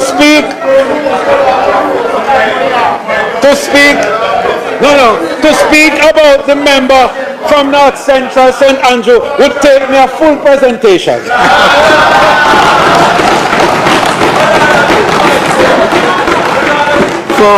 For too long, too much tourism values have leaked out of small island economies. I want us to pause and listen to this one. Team, this is very important because this is at the heart of the contention about tourism, the issue of retention. And I want us to pay a little attention to this, if you will. So for too long, too much tourism value has leaked out of small island economies before transforming the lives of local people. Tourism 3.0 must change that by moving Jamaica from being only a place where tourism is consumed to a country where more of tourism is produced, supplied, packaged, distributed, and owned by Jamaicans. So the action is to implement local first as a practical economic program, not as a slogan, but as a new operating discipline for tourism growth. Local first means stronger local sourcing, supplier development, procurement reform, logistics, financing, quality assurance, standards, readiness for everything, market access, and measurable domestic value retention. Madam Speaker, just for those who have another view, in 2016 when we began, 10 years ago, the retention of the dollar was 20 cents. 20 cents. Today, it is 40.8 cents in the dollar. And when you do the math against 4.5, 4.7 billion US dollars in earning, that is 1.7 billion US dollars that circulates in the economy retained from the tourism activity. And you will hear what the new figure is going to be for retention on the 10 by 10 by 10. So, Madam Speaker, I'm pleased to announce that Cabinet has approved local first concept notes already, and we will now move forward to the development of the policy. But policy alone will not be enough. We must now build the systems that allow local businesses to compete, supply, and deliver at scale. And there we move to the fifth pillar. And that one, tourism, is, Madam Speaker, the Tourism Logistics Supply Center. I'm going to say it again, lest there be any confusion in my voice. The Tourism Logistics Supply Center. And I see the member from Western St. Andrew understanding what we're talking about here. So this is why the Tourism Logistics Supply Center is important. It must be seen, Madam Speaker, more than a warehouse. This is why we intend to establish the Jamaica Supply Logistics as the operating system for the supply side of the tourism economy, facilitating industry expansion and creating economies of scale and scope. The Tourism Supply Logistics Center will be the fifth industry-specific special economic zone under the SEZ Act of 2016. So the government has already established the SEZ and the logistics center. And tourism intends to be the first included in that facility there. Today, Madam Speaker, I am also pleased to announce that the Ministry of Tourism will work with the Ministry of Industry, Investment and Commerce. Minister and I had the discussion. The Minister of Agriculture, Planning and Mining to realize this project, because that is a little more than safeguarding the future of the industry. It is also expanding the scale, scope of activities within tourism and providing job opportunities on a wider scale. This is how, Madam Speaker, we are going to move the small businesses from the margins of tourism value chain into the center of tourism opportunity. The Tourism Supply Logistics Center will support coordination, warehousing, cold chain capacity, inventory planning, and I can go on to all of the other areas that it will cover. It will serve Jamaica's tourism economy, strengthening the link between our hotels, attraction, farmers, manufacturers, distributors, and service providers. But the opportunity is also regional, and I want to make that point, because Jamaica is not just for Jamaica. Jamaica is for the Caribbean and the region. And so discussions are underway with CTO and IDB on how best to support a broader regional approach to tourism supply logistics, including the funding of a study to help to shape the Caribbean strategy. And I've been asked to chair that subcommittee, and already I have met with the board of directors of IDB, and they have given the undertaking that Jamaica will be the pilot project. That we will start here in Jamaica and then we'll scale up and expand into the region. So, Madam Speaker, the measurable impact will be increased local procurement, reduce import leakage, stronger local sourcing rates, very important, meaning cheaper goods for the industry, more Jamaican suppliers registered and certified, more small and medium tourism enterprises contracted by tourism businesses. And this is where a number of them are outside. If you notice, they have brought their wares to show you their capabilities. And they will be upscaled to be able to supply at the higher end. So we will have higher farm to hotel sales, increased use of Jamaican-made goods, expanded agro-processing and manufacturing opportunities, stronger community income, and greater domestic retention of the tourism earning. That, Madam Speaker, is Tourism 3.0 in practice. Policy connected to systems and systems connected to opportunities. The sixth pillar is the future readiness of our workers and human capital advancement. Madam Speaker, I have a very detailed one on this, and I recognize the time constraints that we're working through. But this House has heard more and more how passionate we are about human capital development in tourism. The level of certification that has happened, the type of training to enable mobility within the industry, and the number of also portability arrangements that will enable our workers to work anywhere in the world, pull out their stackable credential and show off and say, I am an executive sous chef from Jamaica. Madam Speaker, the future of tourism cannot be built only on rooms and routes and new attraction. It must be built on new skills. So Tourism 3.0 requires a workforce prepared for a world in which artificial intelligence, automation, digital booking systems, reputation platforms, data tools, and new service models are changing how tourism operates. This is why our action is to expand training, certification, professional development, digital literacy, AI readiness, leadership training, entrepreneurship pathways, labor market intelligence, and worker welfare programs. Within this broader workforce agenda, Madam Speaker, I am pleased to announce a new step in preparing our tourism workers for the future. We will be, and I want us to listen to this one, we will be integrating artificial intelligence into the delivery of foreign language training for tourism workers. This is a deliberate and practical intervention, Madam Speaker, as Jamaica protects its core markets while expanding into Latin America, Europe, the Caribbean, India, the Middle East, and other high-potential markets. Our workers must be equipped to communicate with greater confidence across languages, cultures, and visitor expectations. This approach also supports our broader commitment to provide stackable credentials for tourism workers, credentials that build progressively, certify real competencies, and unlock new employment and advancement opportunities across the sector. This objective is not technology for technology's sake.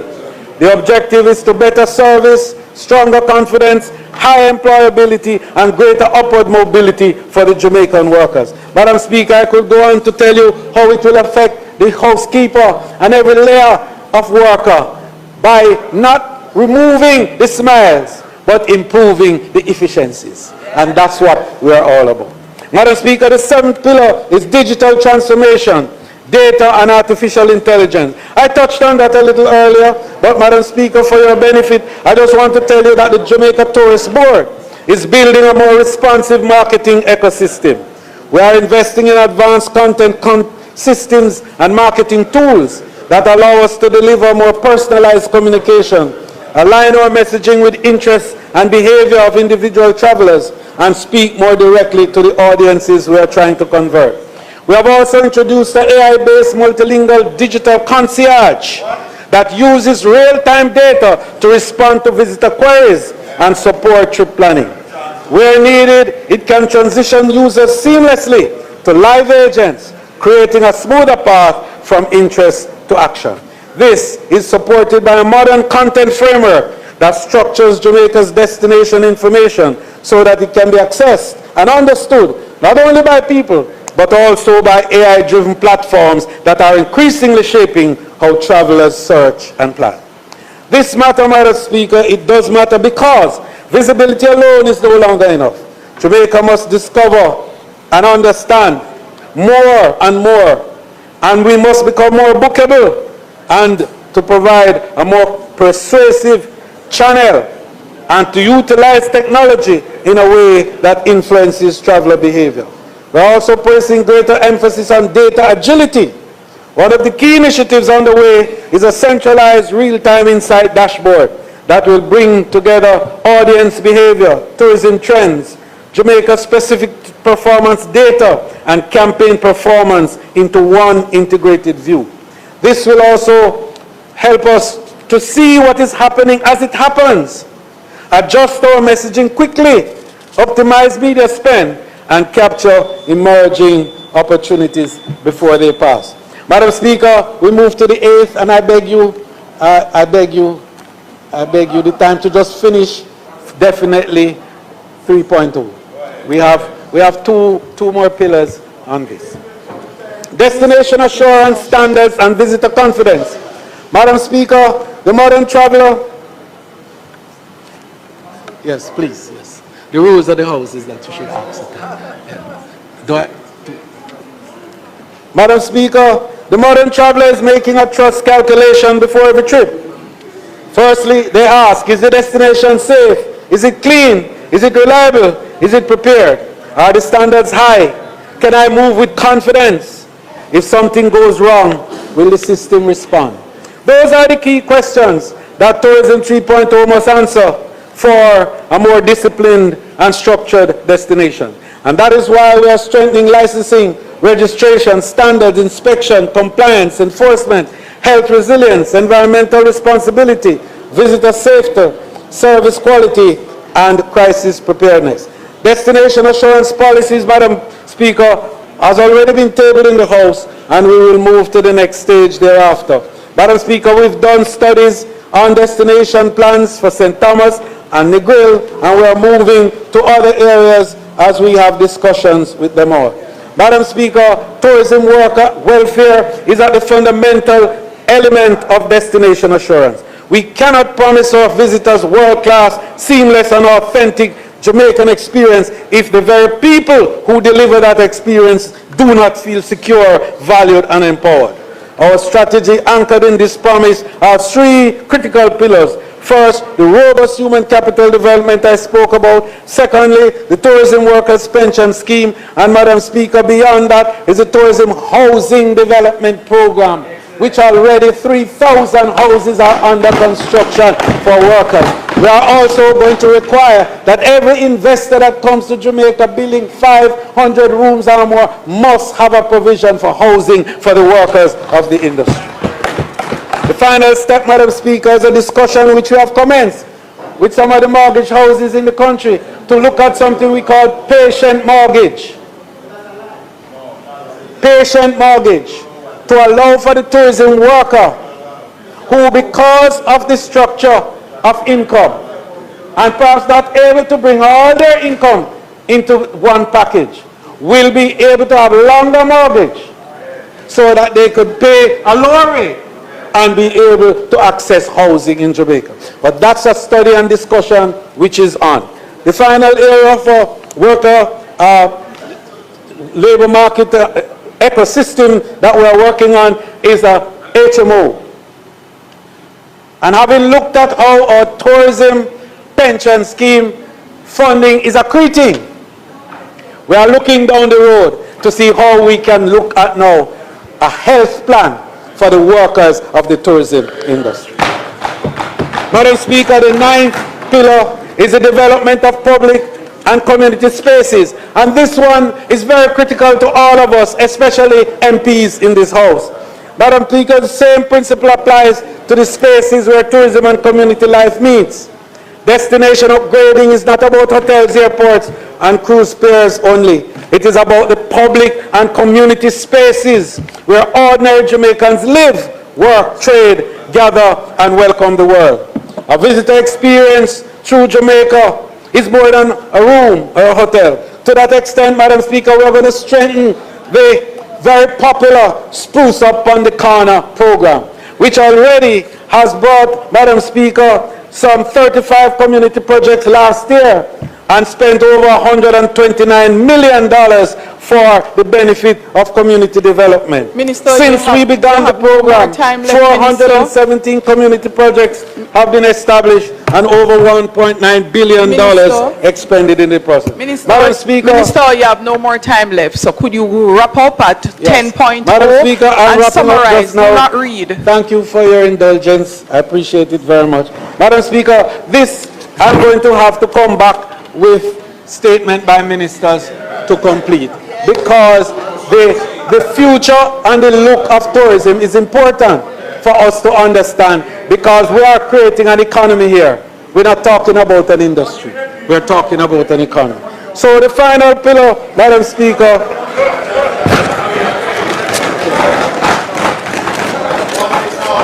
thank you, Madam Speaker. The final pillar is a modern tourism governance and tourism authority, so that tourism 3.0 cannot be delivered through outdated systems.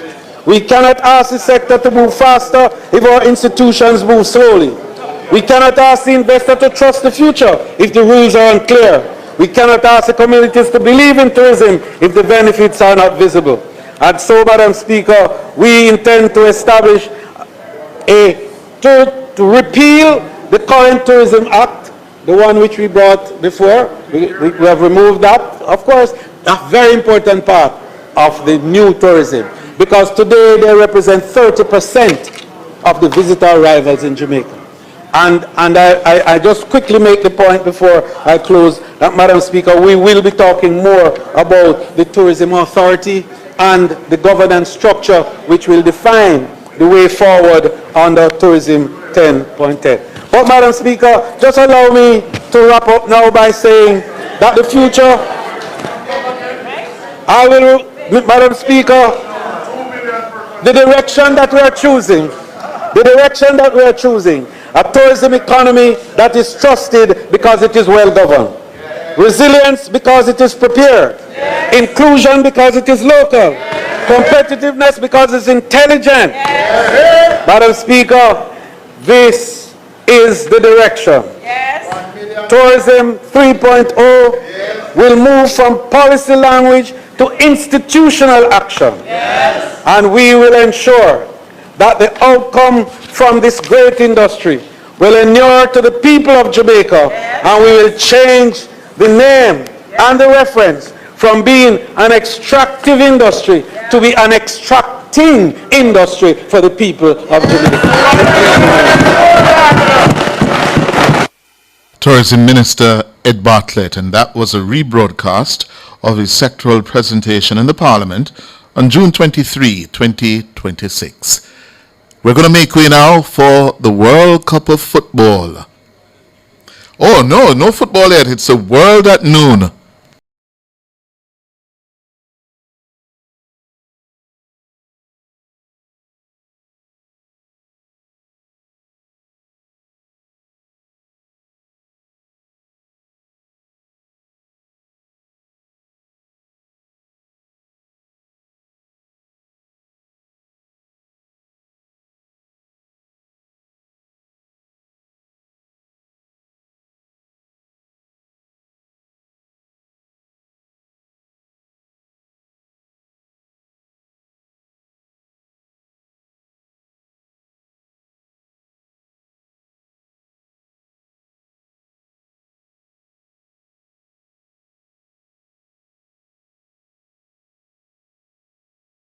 Wide 90 FM, continuing the tradition of fair, fearless, and factual reporting. You're listening to Nationwide 90 FM. The time is 12 o'clock. It's credible and factual. The World at Noon on Nationwide 90 FM.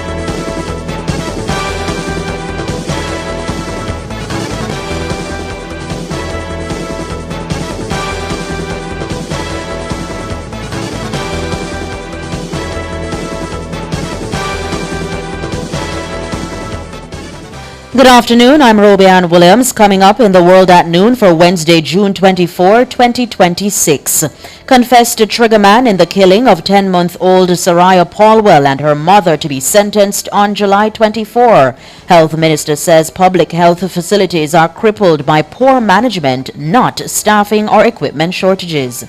This is not a resource problem. It's a problem of those who are charged with responsibility to manage.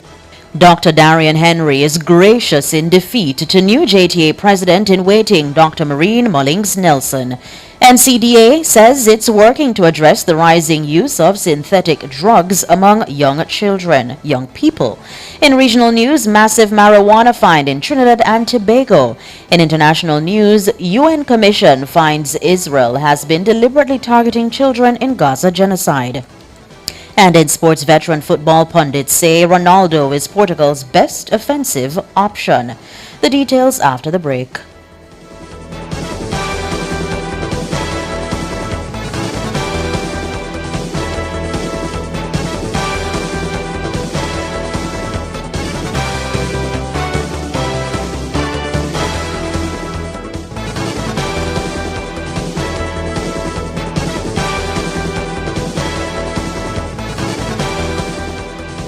If it's news, it's got to be Nationwide 90 FM. The midday news is brought to you by Total Tools.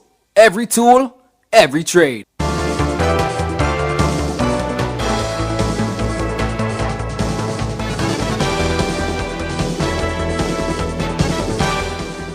Now to the details. David Smith, the admitted triggerman in the killing of 10-month-old Saraya Paulwell and her mother, 27-year-old Tashina Patterson, is to be sentenced on July 24. The date was set when the matter was called up in the Supreme Court on Wednesday. Smith pleaded guilty on June 10. In March 2024, he was served with a notice of intention to seek the death penalty by then Director of Public Prosecutions Paula Llewellyn. Patterson and her infant daughter were kidnapped and murdered on September 9, 2023. Prosecutors say Smith was the gunman and allege that he was handed the weapon by co-accused Bjorn Black, who instructed him to shoot both victims. The Crown also said that Smith used his phone at the scene to take and send images of the victims to the alleged mastermind Leoda Bradshaw at her request. Two other men, Richard Brown and Rashane Miller, previously pleaded guilty and were sentenced in 2023. Meanwhile, Bradshaw appeared in court in person, while her co-accused Bjorn Black and Roland Balfour appeared via video link. They are jointly charged with murder, conspiracy to murder, kidnapping, conspiracy to kidnap, and illegal possession of a firearm. The Crown indicated it is ready to proceed to trial. A trial date of September 28 had been set, but a trial readiness hearing is now scheduled for September 17. All three accused remain in custody. Public health facilities frequently criticized for poor service are hobbled by a management deficit, not a shortage of resources. That's the assessment of Portfolio Minister Dr. Christopher Tufton. Speaking on Nationwide this morning on Wednesday, Tufton says the newly launched accountability framework will address the issue. Khaleesi Wright reports. The Ministry of Health and Wellness on Friday unveiled an accountability framework aimed at strengthening governance, financial management, and procurement oversight across the public health service. It comes in response to a damning audit of the University Hospital of the West Indies, citing severe procurement and governance breaches. Under the framework, all regional health authorities will be required to bring financial statements and reports tabled in Parliament up to date within 12 months. Health professional councils must submit corrective action plans and cut outstanding financial reporting deficiencies by at least 10% over a similar period. Minister Tufton says this is essential to preventing actions such as that which played out at UHWI on Tuesday. This is a perfect example of why an accountability framework is necessary. Yesterday, nurses took to the roadways with protests about being overworked, and the A&E nurses in particular, because they had over 70 or thereabouts persons waiting to be admitted. The leadership of the hospital, a new interim manager was just appointed like a week ago, as well as the other leaders, did a tour of the ward space yesterday. And of the 70 that they say were waiting for beds. They found over 50 available beds on the wards that could have accommodated transfers from A&E onto the ward. Now the question begs asking, is this a resource problem or is this how you manage? On Tuesday, operations at UHWI's Accident and Emergency Unit were strained as nurses protested over overcrowding and inadequate patient care equipment. A group of them gathered at the entrance to the facility, bearing cardboard placards and chanting their demands. Dr. Tufton argues that the issues are the result of a failure of management. There is a bed manager that is supposed to transition persons who are to be accepted from wards into hospital. And what clearly has happened is that that transitioning is not efficient. Now, whether or not the nurse on the ward or whomever is responsible for accepting the patient once a request is made is not seized with the importance of that or for whatever other reason, or there is inadequate or imperfect information. The point is, this is not a resource problem. It's a problem of those who are charged with the responsibility to manage. And I've asked to find out why this is so. The minister says a similar issue is plaguing the deployment of medical interns, with the Jamaica Medical Doctors Association claiming that staff shortages are severely impacting both workers and patients. If you look at the numbers at the University of the West Indies, I believe they have about 30. They have twice that, about 50 or more senior house officers. And then when you get into residents and consultants, you get into the hundreds. Yeah. What needs to happen is that there needs to be appropriate scheduling to ensure that interns work their regular hours plus the 1 in 3. And then to the extent that there is now more time for people to man stations, senior house officers and residents should fill that gap. What is happening is that the interns are being burdened with the work. And more often than not, their seniors are remotely supervising and are not managing the process the way it ought to be managed. Khaleesi Wright for Nationwide News. Meanwhile, Minister Tufton says specific institutions and categories of workers should be named for poor service. What we are actually seeing in public health, beyond all the other challenges we have, is that we, the people, are letting down ourselves. My call right now is that what we need to do is start calling out specific institutions, specific managers, specific categories of workers, and stop making generalized statements, because there are some that are performing well, but there are too many that are not carrying out their responsibilities as they are being paid so to do. He says he takes responsibility for the leadership gaps. Yes, I do take some responsibility. I have to. Ultimately, the buck stops with me. What we're going to have to do now is call it as we see it. Where consultants are to report to work for 28 hours a week, they should. And they should not justify why they can manage, whether interns, residents, or otherwise, by the phone. And the interns who are, to some extent, to a large extent, are overworked because others above them are not playing their role. And what leadership at the level of the institutions must do is to put measures in place and ensure that persons play their part, because the system cannot work unless everybody plays their part. Dr. Christopher Tufton, Minister of Health and Wellness. Still on health, the management teams of the Regional Health Authorities, RHAs, and the University Hospital of the West Indies, UHWI, have been directed to take immediate action to address the working conditions and duty rosters for medical interns. The directive has been issued by Health Minister Dr. Christopher Tufton. In a statement on Wednesday, the minister says, effective immediately, the bodies are to implement measures around facility inspections with a comprehensive physical audit of all intern accommodation facilities to be completed within 72 hours.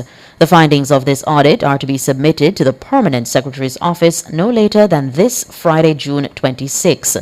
Dr. Tufton says any facility found to have structural, sanitary, or safety deficiencies, including sewage-related issues, or inadequate sleeping arrangements must undergo immediate interim corrective action. At the same time, senior medical officers have been instructed to review duty rosters to ensure that interns, residents, and senior housing officers are scheduled appropriately. The health minister says human resource directors across all RHAs are required to submit within 5 working days a detailed assessment of intern staffing gaps by department and facility. He says that assessment will inform accelerated deployment under the 2026 Medical Internship Program. Minister Tufton notes that as of July 1, a total of 232 medical interns are expected to be in position across the public health system. In other news now, the better candidate won. That's the reaction of Principal of Montego Bay Community College, Dr. Darian Henry, to the result of the Jamaica Teachers Association's recent presidential election. Dr. Henry lost to lecturer and training placement officer at Michael University College, Dr. Maureen Mullings Nelson. Dr. Henry spoke with our news center on Wednesday. Let me begin by congratulating Dr. Nelson. She obviously had a formidable team and a formidable machinery, which outmaneuvered my own effort. We traveled a lot around the country. Teachers are facing many issues. The association itself is operating within a particular dynamic, which I tried to telegraph to our teachers. Obviously, my effort was not successful, but I'm really thankful to those who saw it fit to support my candidacy. They must have seen that I was high caliber, but the better candidate won, and I'm so thankful for the effort, and I wish Dr. Nelson well. Dr. Darian Henry, principal of Montego Bay Community College. Dr. Henry polled 3,947 votes to Dr. Mullings Nelson's 6,967. The JTA says a total of 11,275 ballots were cast in the June election. Dr. Mullings Nelson is to be formally proclaimed president-elect at the JTA's 62nd annual conference set for August 17 to 19 in Trelawney. She will serve in that capacity for a year, shadowing incoming President Lasonia Harrison before assuming the presidency in the 2027-2028 year. The National Council on Drug Abuse, NCDA, says it's working to address the rising use of synthetic drugs among young people. The Senior Director of Prevention, Public Education and Awareness Services at the NCDA is Denise Bingham. For our day that we're observing, International Day Against Drug Abuse and Illicit Trafficking, we are focused not only on the traditional substances, but also on the new psychoactive substances. So these are the more non-traditional ones that persons maybe have been hearing a little bit more about, like the Molly, the edibles, you know, with synthetic cannabinoids in there. So it's really ganja that's made in a lab. Let's put it that way, because the THC content in those synthetic drugs are usually very much dangerous, and they tend to have very negative side effects on persons' mental health and well-being. Bingham was speaking on Nationwide this morning on Tuesday. Her comments came ahead of International Day Against Drug Abuse and Illicit Trafficking to be observed on Friday. Bingham says addressing the rise of vaping is another major issue for schools and communities. Do have persons who come in for these substances. When I say that the ones that are much more prevalent would be the vaping. So I don't know if you know about vaping and that phenomenon that has really, skyrocketed for our young persons in recent time. But vaping is a major issue that we're seeing in our treatment facilities right now. Once upon a time, it was persons being referred for ganja.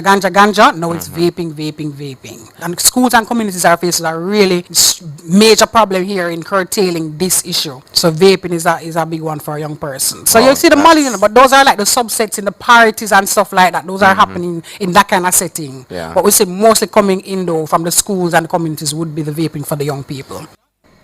Denise Bingham, Senior Director of Prevention, Public Education and Awareness Services at the NCDA. Meanwhile, the Jamaica Constabulary Force says it's seeking to deter young people from trying synthetic drugs to avoid potential transitioning to hard drugs. The Director of the Firearms and Narcotics Division, Superintendent Patria Rowe, was also a guest on Nationwide this morning on Tuesday.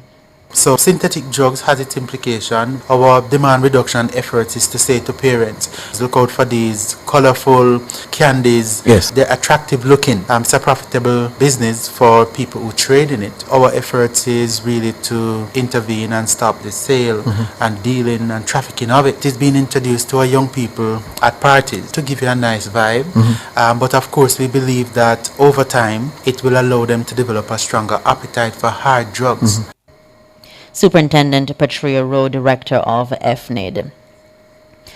Into regional news now. In Trinidad and Tobago, the Customs and Excise Division says it intercepted a shipment of marijuana worth an estimated 1.4 million TT dollars. The find was made in a customs bonded area in Port of Spain on Monday.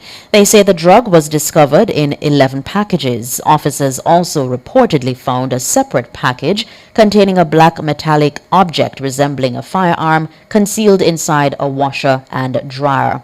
One person was arrested and charged in connection with the seizure. A United Nations Commission of Inquiry has found that Israel has been committing genocide in the Gaza Strip by deliberately targeting Palestinian children.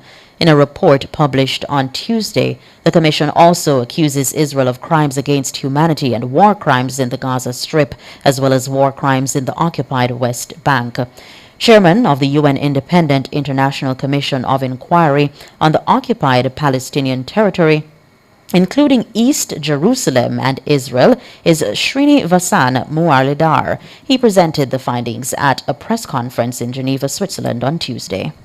The Commission found indisputable evidence with regards to the deliberate, targeted killing of Palestinian children, including since the October 2025 ceasefire, the use of torture, inhumane and degrading treatment, including use of sexual and gender-based violence against Palestinian children, as well as targeting of critical infrastructure essential to children such as orphanages, healthcare, and educational facilities. There has been a widespread and systematic killing and harming of children between 7th October 2023 and 7th October 2025. Srinivasan Muarlidhar, chair of the UN Commission of Inquiry on the occupied Palestinian territory.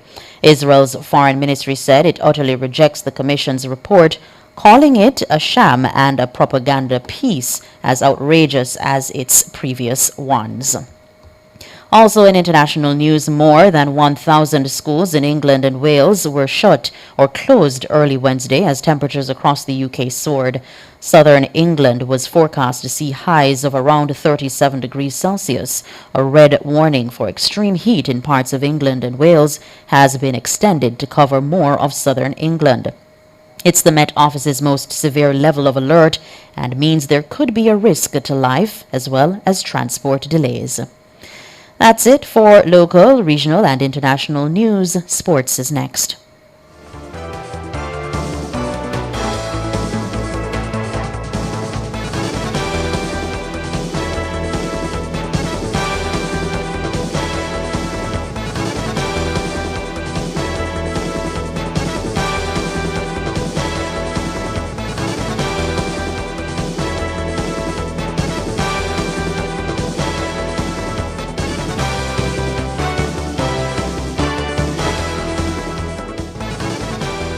The Midday News was brought to you by Total Tools.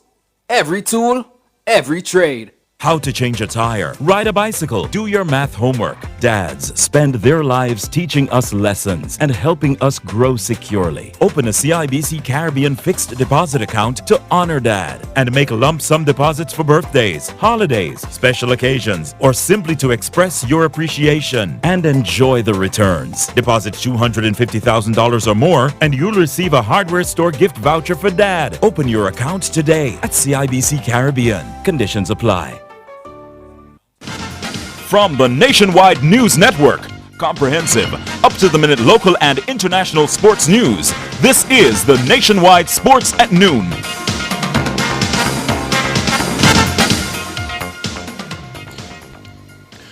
Good afternoon, welcome to your Lunchtime Sports Report. I'm Oreen Buchanan. Now, Wednesday will be the busiest day of the FIFA World Cup so far, with 6 matches scheduled across 3 time slots as teams continue their quest for a place in the knockout stages. The action gets underway at 2 p.m. with 2 Group B encounters. Bosnia and Herzegovina will take on Qatar, while Switzerland faces Canada in what could prove to be a crucial contest in the race for qualification. At 5 p.m. attention shifts to Group C, where 5-time champions Brazil meets Scotland. In the other fixture, Morocco will battle Haiti as both teams look to strengthen their position in the standings. The final set of matches kicks off at 8 p.m. In Group A, Czechia will go up against Mexico, while South Africa takes on South Korea in another key matchup. With qualification scenarios beginning to take shape, Wednesday's slate of matches promises plenty of excitement and drama for football fans around the world. Nationwide 90 FM will have live coverage of the matches. Sticking with football news, as Dan Hutchinson, former Scotland international, explained that despite Cristiano Ronaldo coming under heavy criticism for his lackluster performance in Portugal's opening game, he continues to be his country's most lethal player. The 41-year-old Ronaldo scored a brace in Tuesday's 5-0 hammering of Uzbekistan, and Hutchinson adds that CR7 continues to be box office.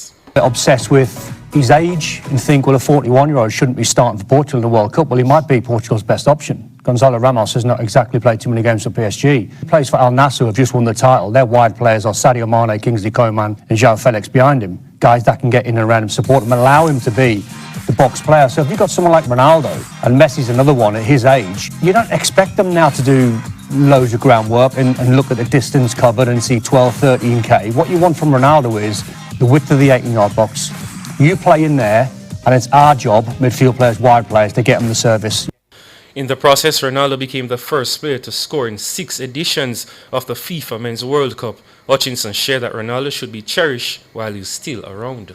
I would say celebrate him while he's here, because he's not going to be around forever, and he'll go down as the greatest goal scorer ever. You know, when he hits his 1000th in a couple of months' time. I'm a Ronaldo fan. I think he's an example to any youngster, boy or girl. If you want longevity in the game and you look after your body and you be dedicated to football, he's proven at 41 he can still do it.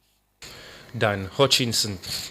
Now shifting gears to some cricket news, as England women and West Indies women will put their unbeaten records on the line when they meet in a high-stakes ICC Women's T20 World Cup clash at Lord's in just a few minutes. With a potential semi-final pathway at stakes, both teams know that victory could prove decisive as the tournament enters its crucial stages. The contest pits England's explosive batting lineup against a West Indies attack that has consistently found ways to take wickets and apply pressure. England have been among the standout teams of the competition, becoming the only side to post 2 totals in excess of 200 runs during this World Cup. However, West Indies have shown they possess the bowling resources to challenge any batting unit. Alia Alain and Captain Haley Matthews are currently among the tournament's leading wicket takers, providing the Caribbean team with a potent combination of pace, control and experience. West Indies spinner Ashmini Munisar believes conditions at the historic venue could have a major impact on the outcome of the contest. The conditions might be a bit different, so just us as a team adapting to the conditions, having our combinations right, and just going out there and executing at our best. Ashmini Munisar. Now, Roy Lewis, team manager of the West Indies senior men's cricket team, explained that the passion for playing in the maroon and gold remains strong as he continues to see the joy on players' faces whenever they are selected. According to Lewis, every player wants to be that crucial link in a match-winning moment for the team. Once players received the phone call that they are part of a West Indies camp or series, remember, everyone wants to play for the West Indies. It's exciting to play for the West Indies, right? To be selected for international cricket. I mean, a lot of people may feel different, but I see the attitude of these guys when they come to represent the region. They want to be the one to do something special, to turn the corner for West Indies cricket. Lewis explained that prior to each match, strategic meetings are held so that every player knows their specific role before taking the field. We start our campaign every single time by having discussions. We never ever start any physical or cricketing activities before reminders put out there. Even if the toes are close to each other, we always get the group together in one room and I will start the meeting with what is expected off-field of play. A continuation, as a matter of fact, not accusing anyone of not being able to do what is required, because I haven't had any of that sort from any of the guys before. But gentle reminders are given all the time why we are here, both players and staff. Then hand the team over to the coaches and then the cricketing discussions begin. Roy Lewis. West Indies and Sri Lanka will lock horns in the opening test in Antigua starting on Thursday, 9 a.m. Jamaica time. Now to some basketball news, as Rocky Park Sparks secured a 1-point victory over Nannyville Hughes, while Caribbean Basketball Academy CBA Majestic Majesty Legends and Edgewater Wolverines all recorded convincing wins in the GK1 Howard McCarthy Community Basketball League on Tuesday. Playing at UTEC Rocky Park, Sparks survived a late challenge from the Nannyville Youths to claim a narrow 47-46 victory. Javonte Blair led the Sparks with 17 points, while Sebastian Davis added 14 points in the hard-fought contest. In the second game at the venue, CBA delivered the most dominant performance of the night, crushing Tivoli Academy 90-40. Lushane Wilson was unstoppable on both ends of the court, recording a remarkable triple-double with 18 points, 14 rebounds, and 13 blocks. Meanwhile, at Edgewater, Majesty Legends powered past Portmore Sonics 84-53 behind a balanced offensive attack. The final game of the evening saw Edgewater Wolverines overwhelm Aqua Youth 81-36. Sticking with basketball news, as there is more Jamaican presence in the NBA, as the highly touted A.J. DeBansa was selected first overall by the Washington Wizards on Tuesday night. DeBansa's Jamaican heritage, his mother hails from Hanover, while his father comes from Congo. The 6'9" forward has held multiple camps in both Jamaica and Congo and explained that this is a dream come true. It's just super surreal. It's kind of how you envision it. Like when you're a kid and you just think about getting drafted, it's exactly how you feel. Getting a super versatile player, just willing to play multiple positions, guard multiple positions, but do whatever it takes to win. It's a coach's dream, I think. Just off-ball defense, just being more engaged and just consistently working on my three-point stroke. I mean, definitely after re-signing Trey, they have an all-star point guard and then AD coming back. They're going to have an all-star big who won the championship, so I definitely can learn from those vets. But, you're a young team and they want to grow and their potential is there. And I think the sky's the limit. The 19-year-old stated that based on his career so far, he has the leadership qualities to work alongside top players Trey Young and Anthony Davis. I think I did. As soon as Richie went down, KY kind of challenged me to be that leader. I'm not going to lie, I didn't think I could do it. Because I was a young guy, I was 19, and there was like 24-year-olds on my team. But he was telling me, if you go to the league next year, this is what you're going to be dealing with, so you might as well get used to it now. A.J. DeBansa. Now, Jamaica squash coach Julian Morrison is praising the recently concluded World Squash Federation Level 2 coaching course, describing it as a highly informative and beneficial for developing the next generation of players. This Level 2 course was very informative. I felt as if from day 1 to day 3 we've gotten information that we can pass on to the juniors. That would be very helpful. I want to start it as soon as possible, really. Getting it and trying it and seeing how receptive they would be to those different methods. And for me as a player, I think it has a lot of value because there are a lot of methods that I have never really thought of or I've never really thought of implementing for my own game. Julian Morrison. The intensive course brought together 12 coaches, including 2 from the Cayman Islands, and was sponsored by Panam Squash and facilitated by Jamaica Squash under the guidance of experienced coach and tutor Colin White. Participants were exposed to modern coaching strategies aimed at improving player development and increasing engagement in the sport. Well, that's all we have for your lunchtime sports report. Stick and stay because World Cup action comes on the channel in just about 1 hour and 31 minutes from now. Until then, stay tuned, stay glued, and stay locked in to Nationwide 90 FM.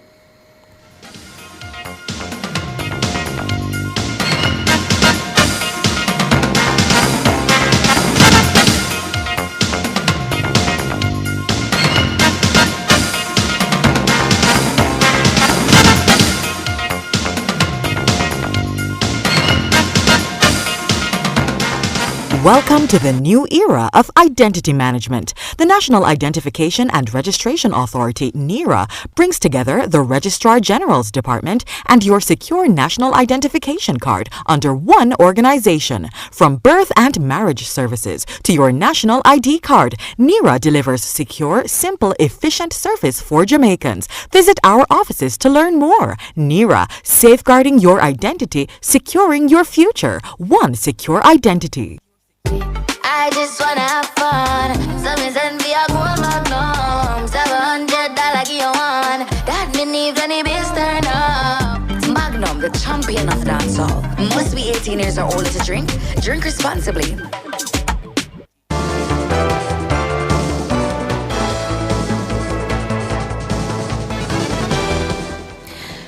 Recapping the stories making the world at noon, confessed a triggerman in the slaying of 10-month-old Soraya Paulwell and her mother to be sentenced on July 24. Health Minister says public health facilities are crippled by poor management, not staffing or equipment shortages.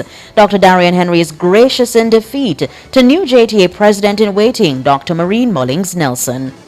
I'm Roby Ann Williams. Join the Nationwide Family Club at patreon.com/Nationwide News Network. Good afternoon.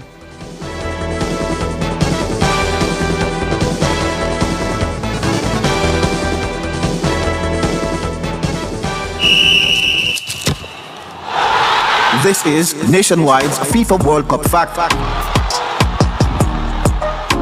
Did you know that the 1954 World Cup quarterfinal between Switzerland and Austria holds the record for most goals scored in a single match at the FIFA World Cup? Yes, that's a fact. In the quarterfinals of the 1954 edition of the FIFA World Cup, Switzerland bagged a massive 5 goals against Austria. The only problem was that they conceded 7. This match, known affectionately as the Heat Battle of Lausanne, due to the 104-degree Fahrenheit temperature that it was played under, featured a total of 12 goals. That was Nationwide's FIFA World Cup Fact. Imagine designing something unique, something personal, something bigger than just a dream. A reality designed by you, just for you. With Sagicor Lifestyle Approved Retirement Scheme, you can design the life you want to live. With tax-deferred savings of up to 20% of your income, you'll have the opportunity to do what you've always wanted to do. A reality designed by you. Call 888-SAGICOR today. Conditions apply. Win with KFC, big league, join the league. Win a trip to Brazil, all you mean? Yeah. Big deal, meal deal, big match. Just buy KFC and win that. From now until July 20th, 2026, buy a big deal or meal deal for a chance to win a trip for 2 to Brazil. Courtesy of KFC, that's $500,000 cash from Best Dressed Chicken. 11 weekly winners score free KFC for a year. 65-inch TVs, smartphones, and more. Just WhatsApp your receipt to 876-784-7811 to enter and win big in the KFC Big League. Conditions apply. Authorized under Section 58 of the Betting, Gaming and Lotteries.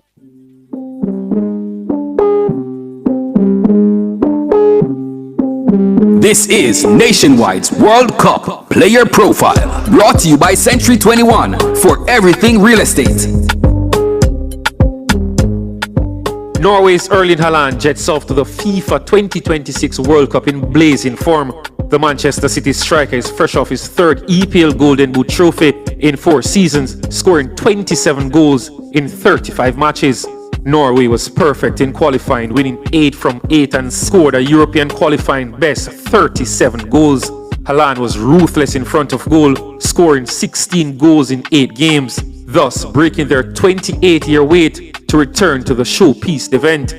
In their 3 World Cup appearances, Norway's best performance was reaching the round of 16 twice in 1938 and 1998. That was Nationwide's World Cup Player Profile, brought to you by Century 21 for everything real estate.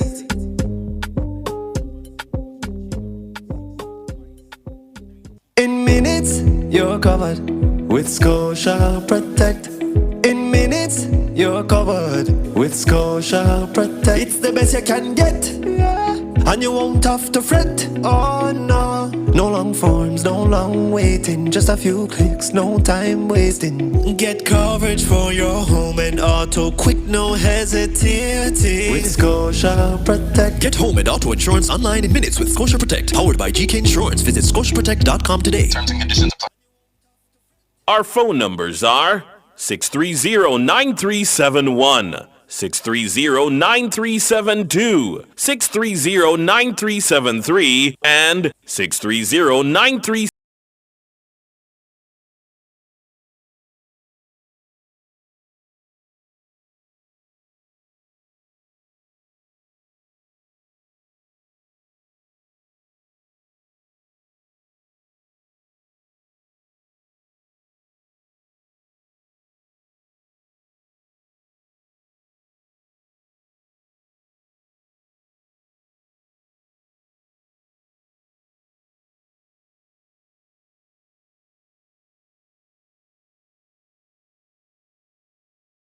afternoon. It's 12:35. We are here until 1 o'clock. The football match begins at 2, so we can go up until 1 today.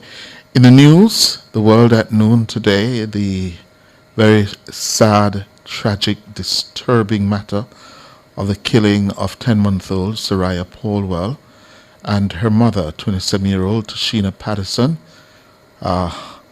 came back today. There was another court hearing today, and the confessed triggerman in the killing of Soraya and Tashina Patterson, David Smith, he is to be sentenced on July 24.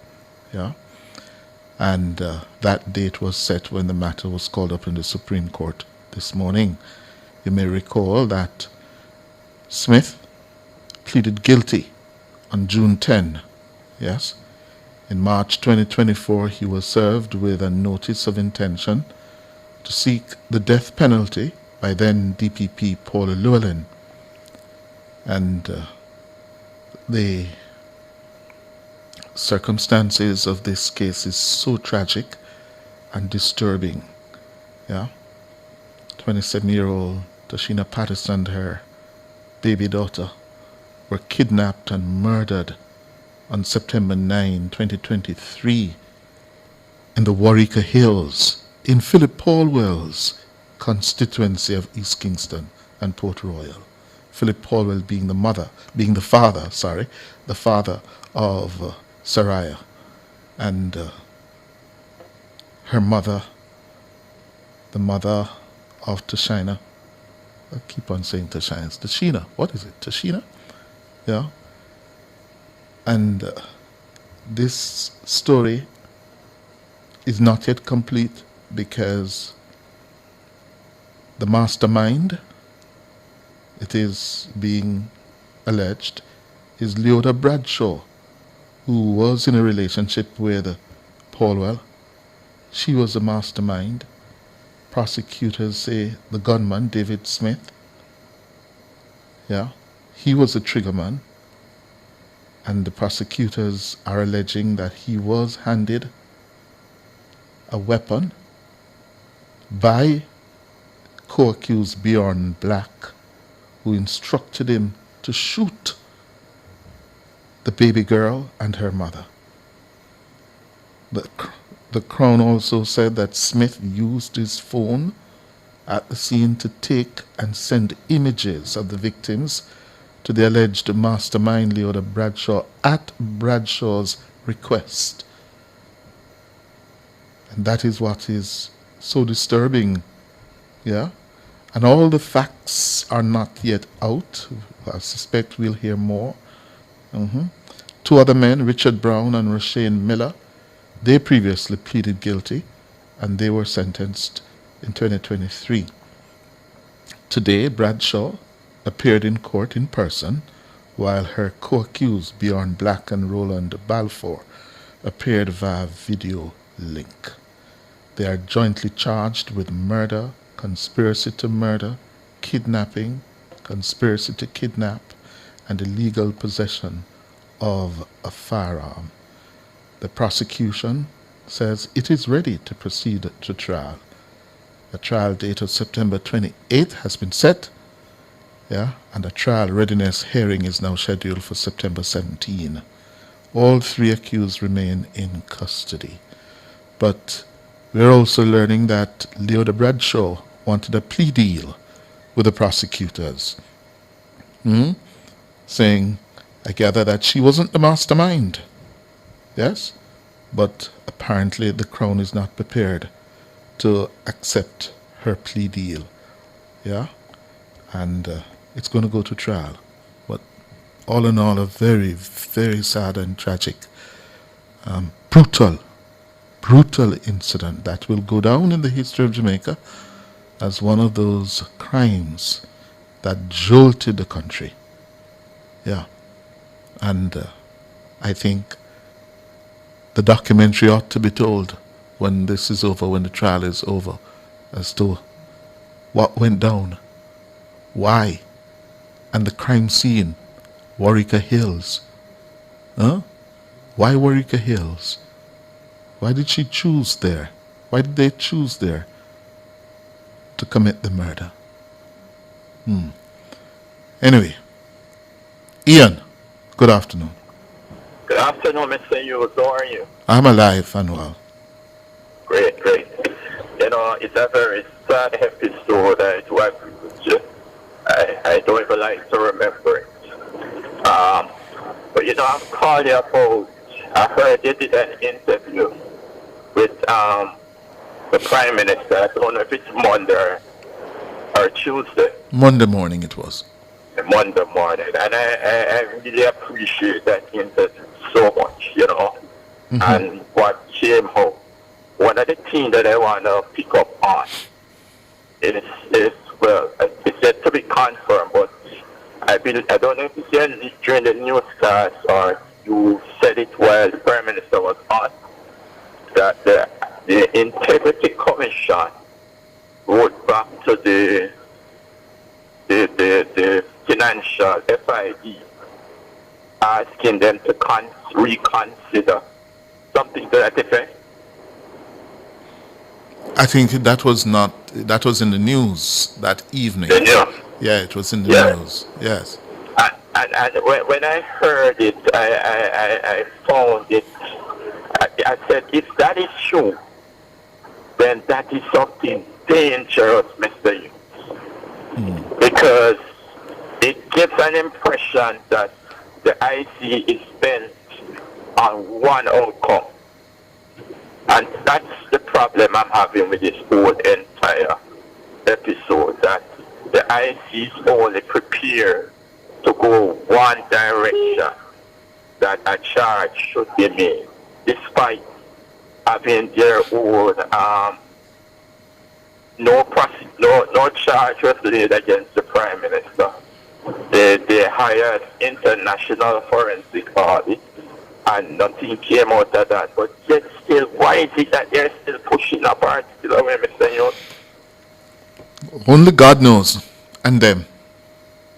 Actually, it is troubling, and you know, I also want to caution the Prime Minister in removing Dr. Wheeler this time, because quite frankly, how I feel about the IC, and this is my personal view, they're targeting and they seem to be on some witch hunt. That's what I get coming from the heights. And you know, Dr. Wheatley is a very bright gentleman, and he served his community very well. As a matter of fact, I'm not afraid to say he's my member of parliament, right? Yes. And he served the people well.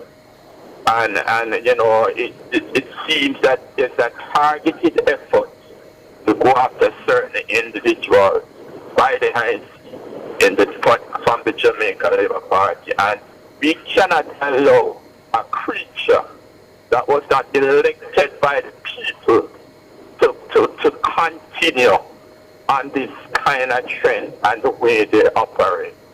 Parliament, it is coming like the new AI. You know, Parliament needs to find a way how to properly govern that body. And no one is taken away from wanting to see corruption or anything as to that sort.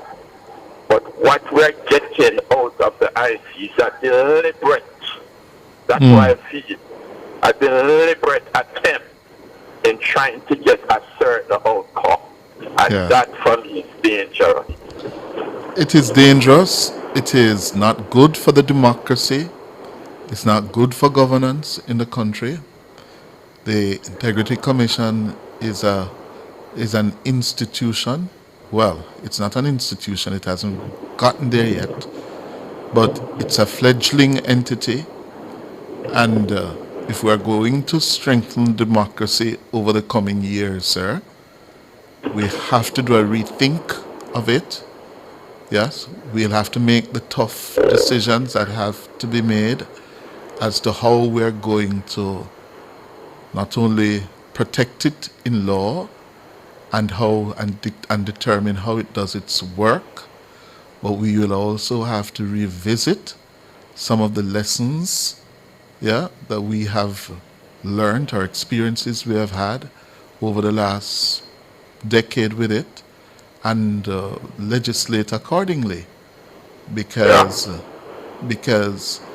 right now it does not serve any one of us well that such an important institution has found itself in a crisis of confidence where public trust is concerned.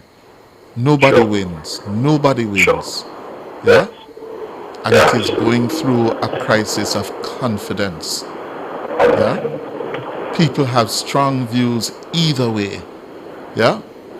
Either way. And in a country that is so partisan, so tribalized, yeah?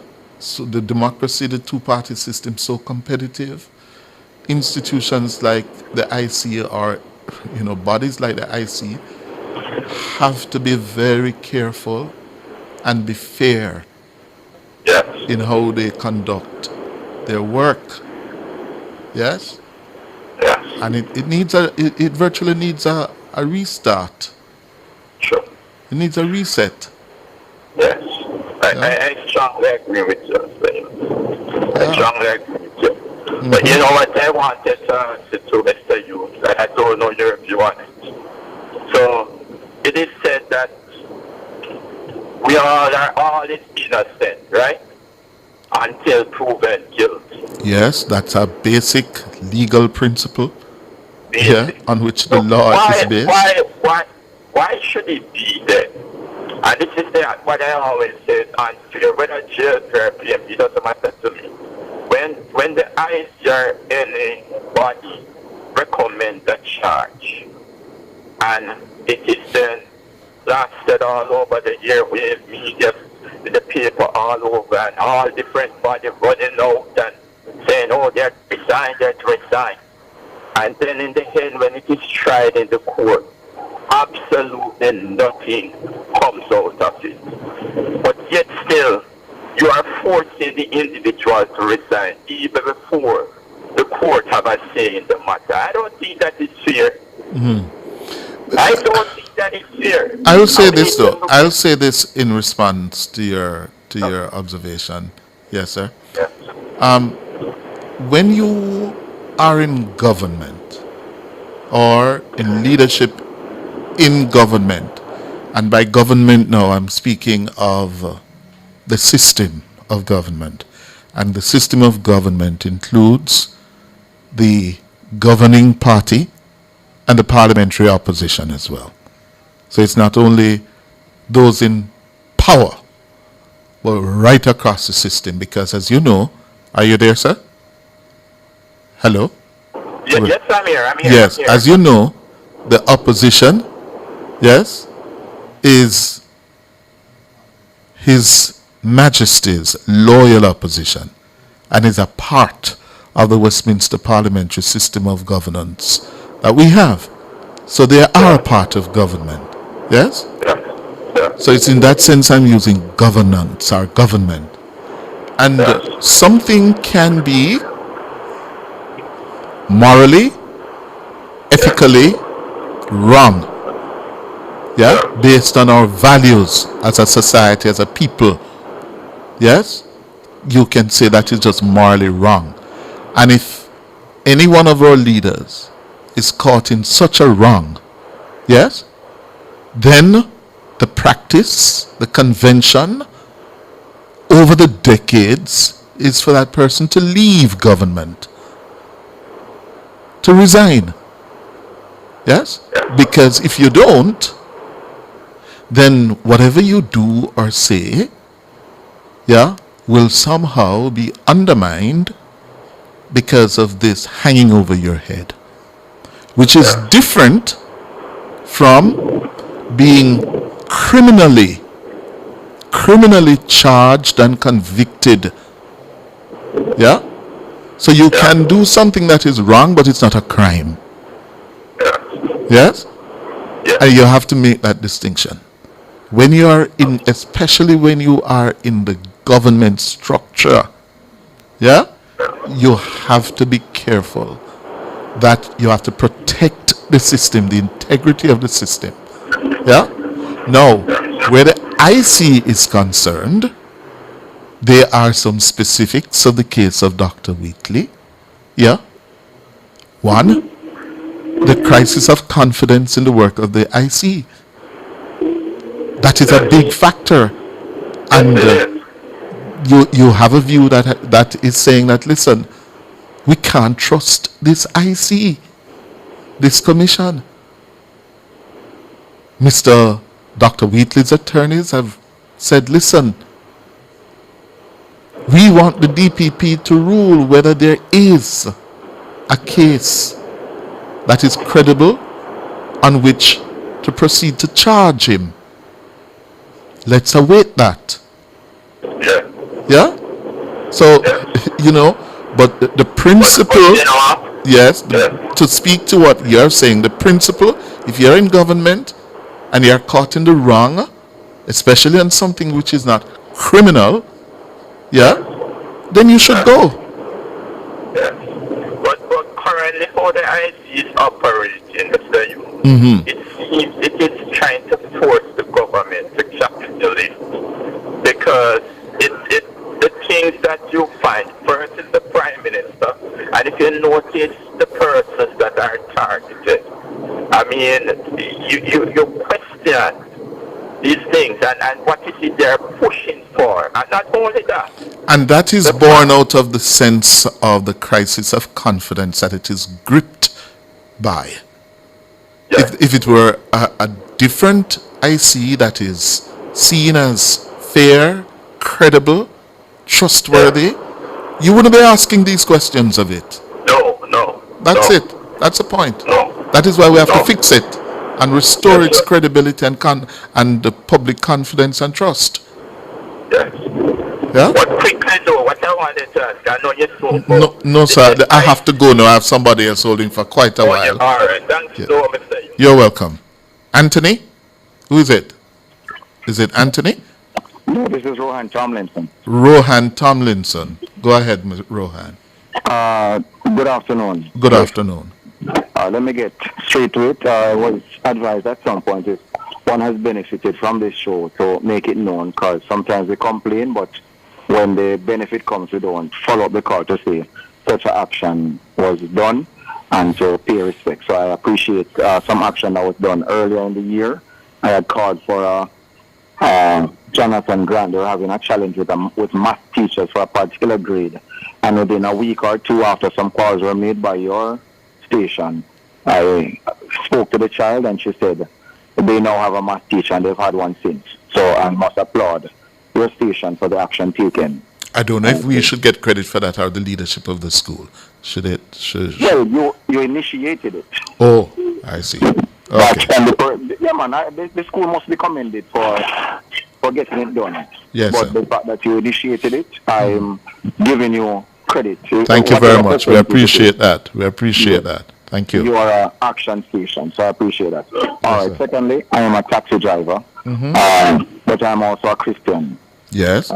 And I'm led and guided by a higher power. Money is not my motivational factor. Yes. In St. Catherine, the era I'm in, the men are taking advantage of the recent increases that have come. They are doing their own thing. They are adding whatever they feel like. They're taking from the passengers what they feel like. For example, as at the 31st of May, children would be charged $100. Taking up kids and they're giving me $150 and walking away. I said, why are you giving me so much money? And they will say to me, that's what the other taxmen are charging. Oh dear. I said, what do you mean that it's an 8% increase? 8% of $100 is $80. No. $8, I should say. $8, rounded yes, up. Yes, $8, yes. Yeah, rounded up, based on how we're taught math, would be $10. So they're going to charge them an increase. No. $10. That mathematical principle doesn't exist. If it is $8, it is $8. if it were. Of getting coins, $8 worth of coins on that basis. Yes. On that basis, it's going to be more difficult to find $8 coins. I see. But you can find a $10 coin. Mm. So they're going to be increasing the charge here. And the money no value nothing, or the money value very little, so somebody can give up $2 to you easily, eh? Yes. That is the problem. In some countries where a dollar means a lot. Yes. It's $8, it's $8, not $8.01. There you go. There you go. There you go. And next month another 8% will come on. Yeah. So I asked them, so what will happen next month? They said they might plan to charge them $200. I said, what you mean they plan to charge you $200? Students? That's wicked. That's wicked. You never draw for a better description. Yeah, that's wicked. It's wicked. Yeah. So as I 31st of May, you're going to be charging students $100, and come July $200. But the people should resist it. Yes, the Transport Authority has been promoting it. Yeah, get the details, get as much evidence that you can get, and report them. I said it to passengers, and they said they've been met with hostility from taxi drivers. That is part of the challenge. Yes. Parents have told their children, if it's that they can give them because I don't want nobody hurt my child. Yes. And I'm saying, no, it is we, the consumer, that dictates the cost. We'll have to push back. We have to push back. Yes. I'm a taxi man, but I also have children. It's wicked, sir. It's wicked. And those taximen who are doing it, you mustn't do that. And you're going to be caught, you know, because somebody will pluck up the courage to videotape you, yeah, and report it to the Transport Authority, and the Transport Authority must make a big example of them when they catch them doing that. All right, so I'm just naming out the particular areas, the Old Harbor Road, Johns Road, in that particular area. I see where it is really getting out of hand, and I've been in several heated exchanges because I don't mince words, and I will call them out if I see that they're being dishonest. And yes, because of that, I don't have a lot of friends. Exactly. Don't be worried about that. Do the right thing. I'm not worried about that. Never been worried. All right, I have to run, sir. Time is up against me. But let it be so. Thank you very much. What can be done from it? Good. All right, that's where we're going to leave it for today. We want to say thanks to all of our callers, our contributors, and of course to our team here, Michelle McCrae Smith. Nora Gay Banton is having a rollicking time somewhere out in the country with George Davis and Jermaine Compass. Kevin Williams was our technical operator here. Daniel Adams was social media coordinator. Thank you all so much. We're going to make way now for Oasis with Loy Gale.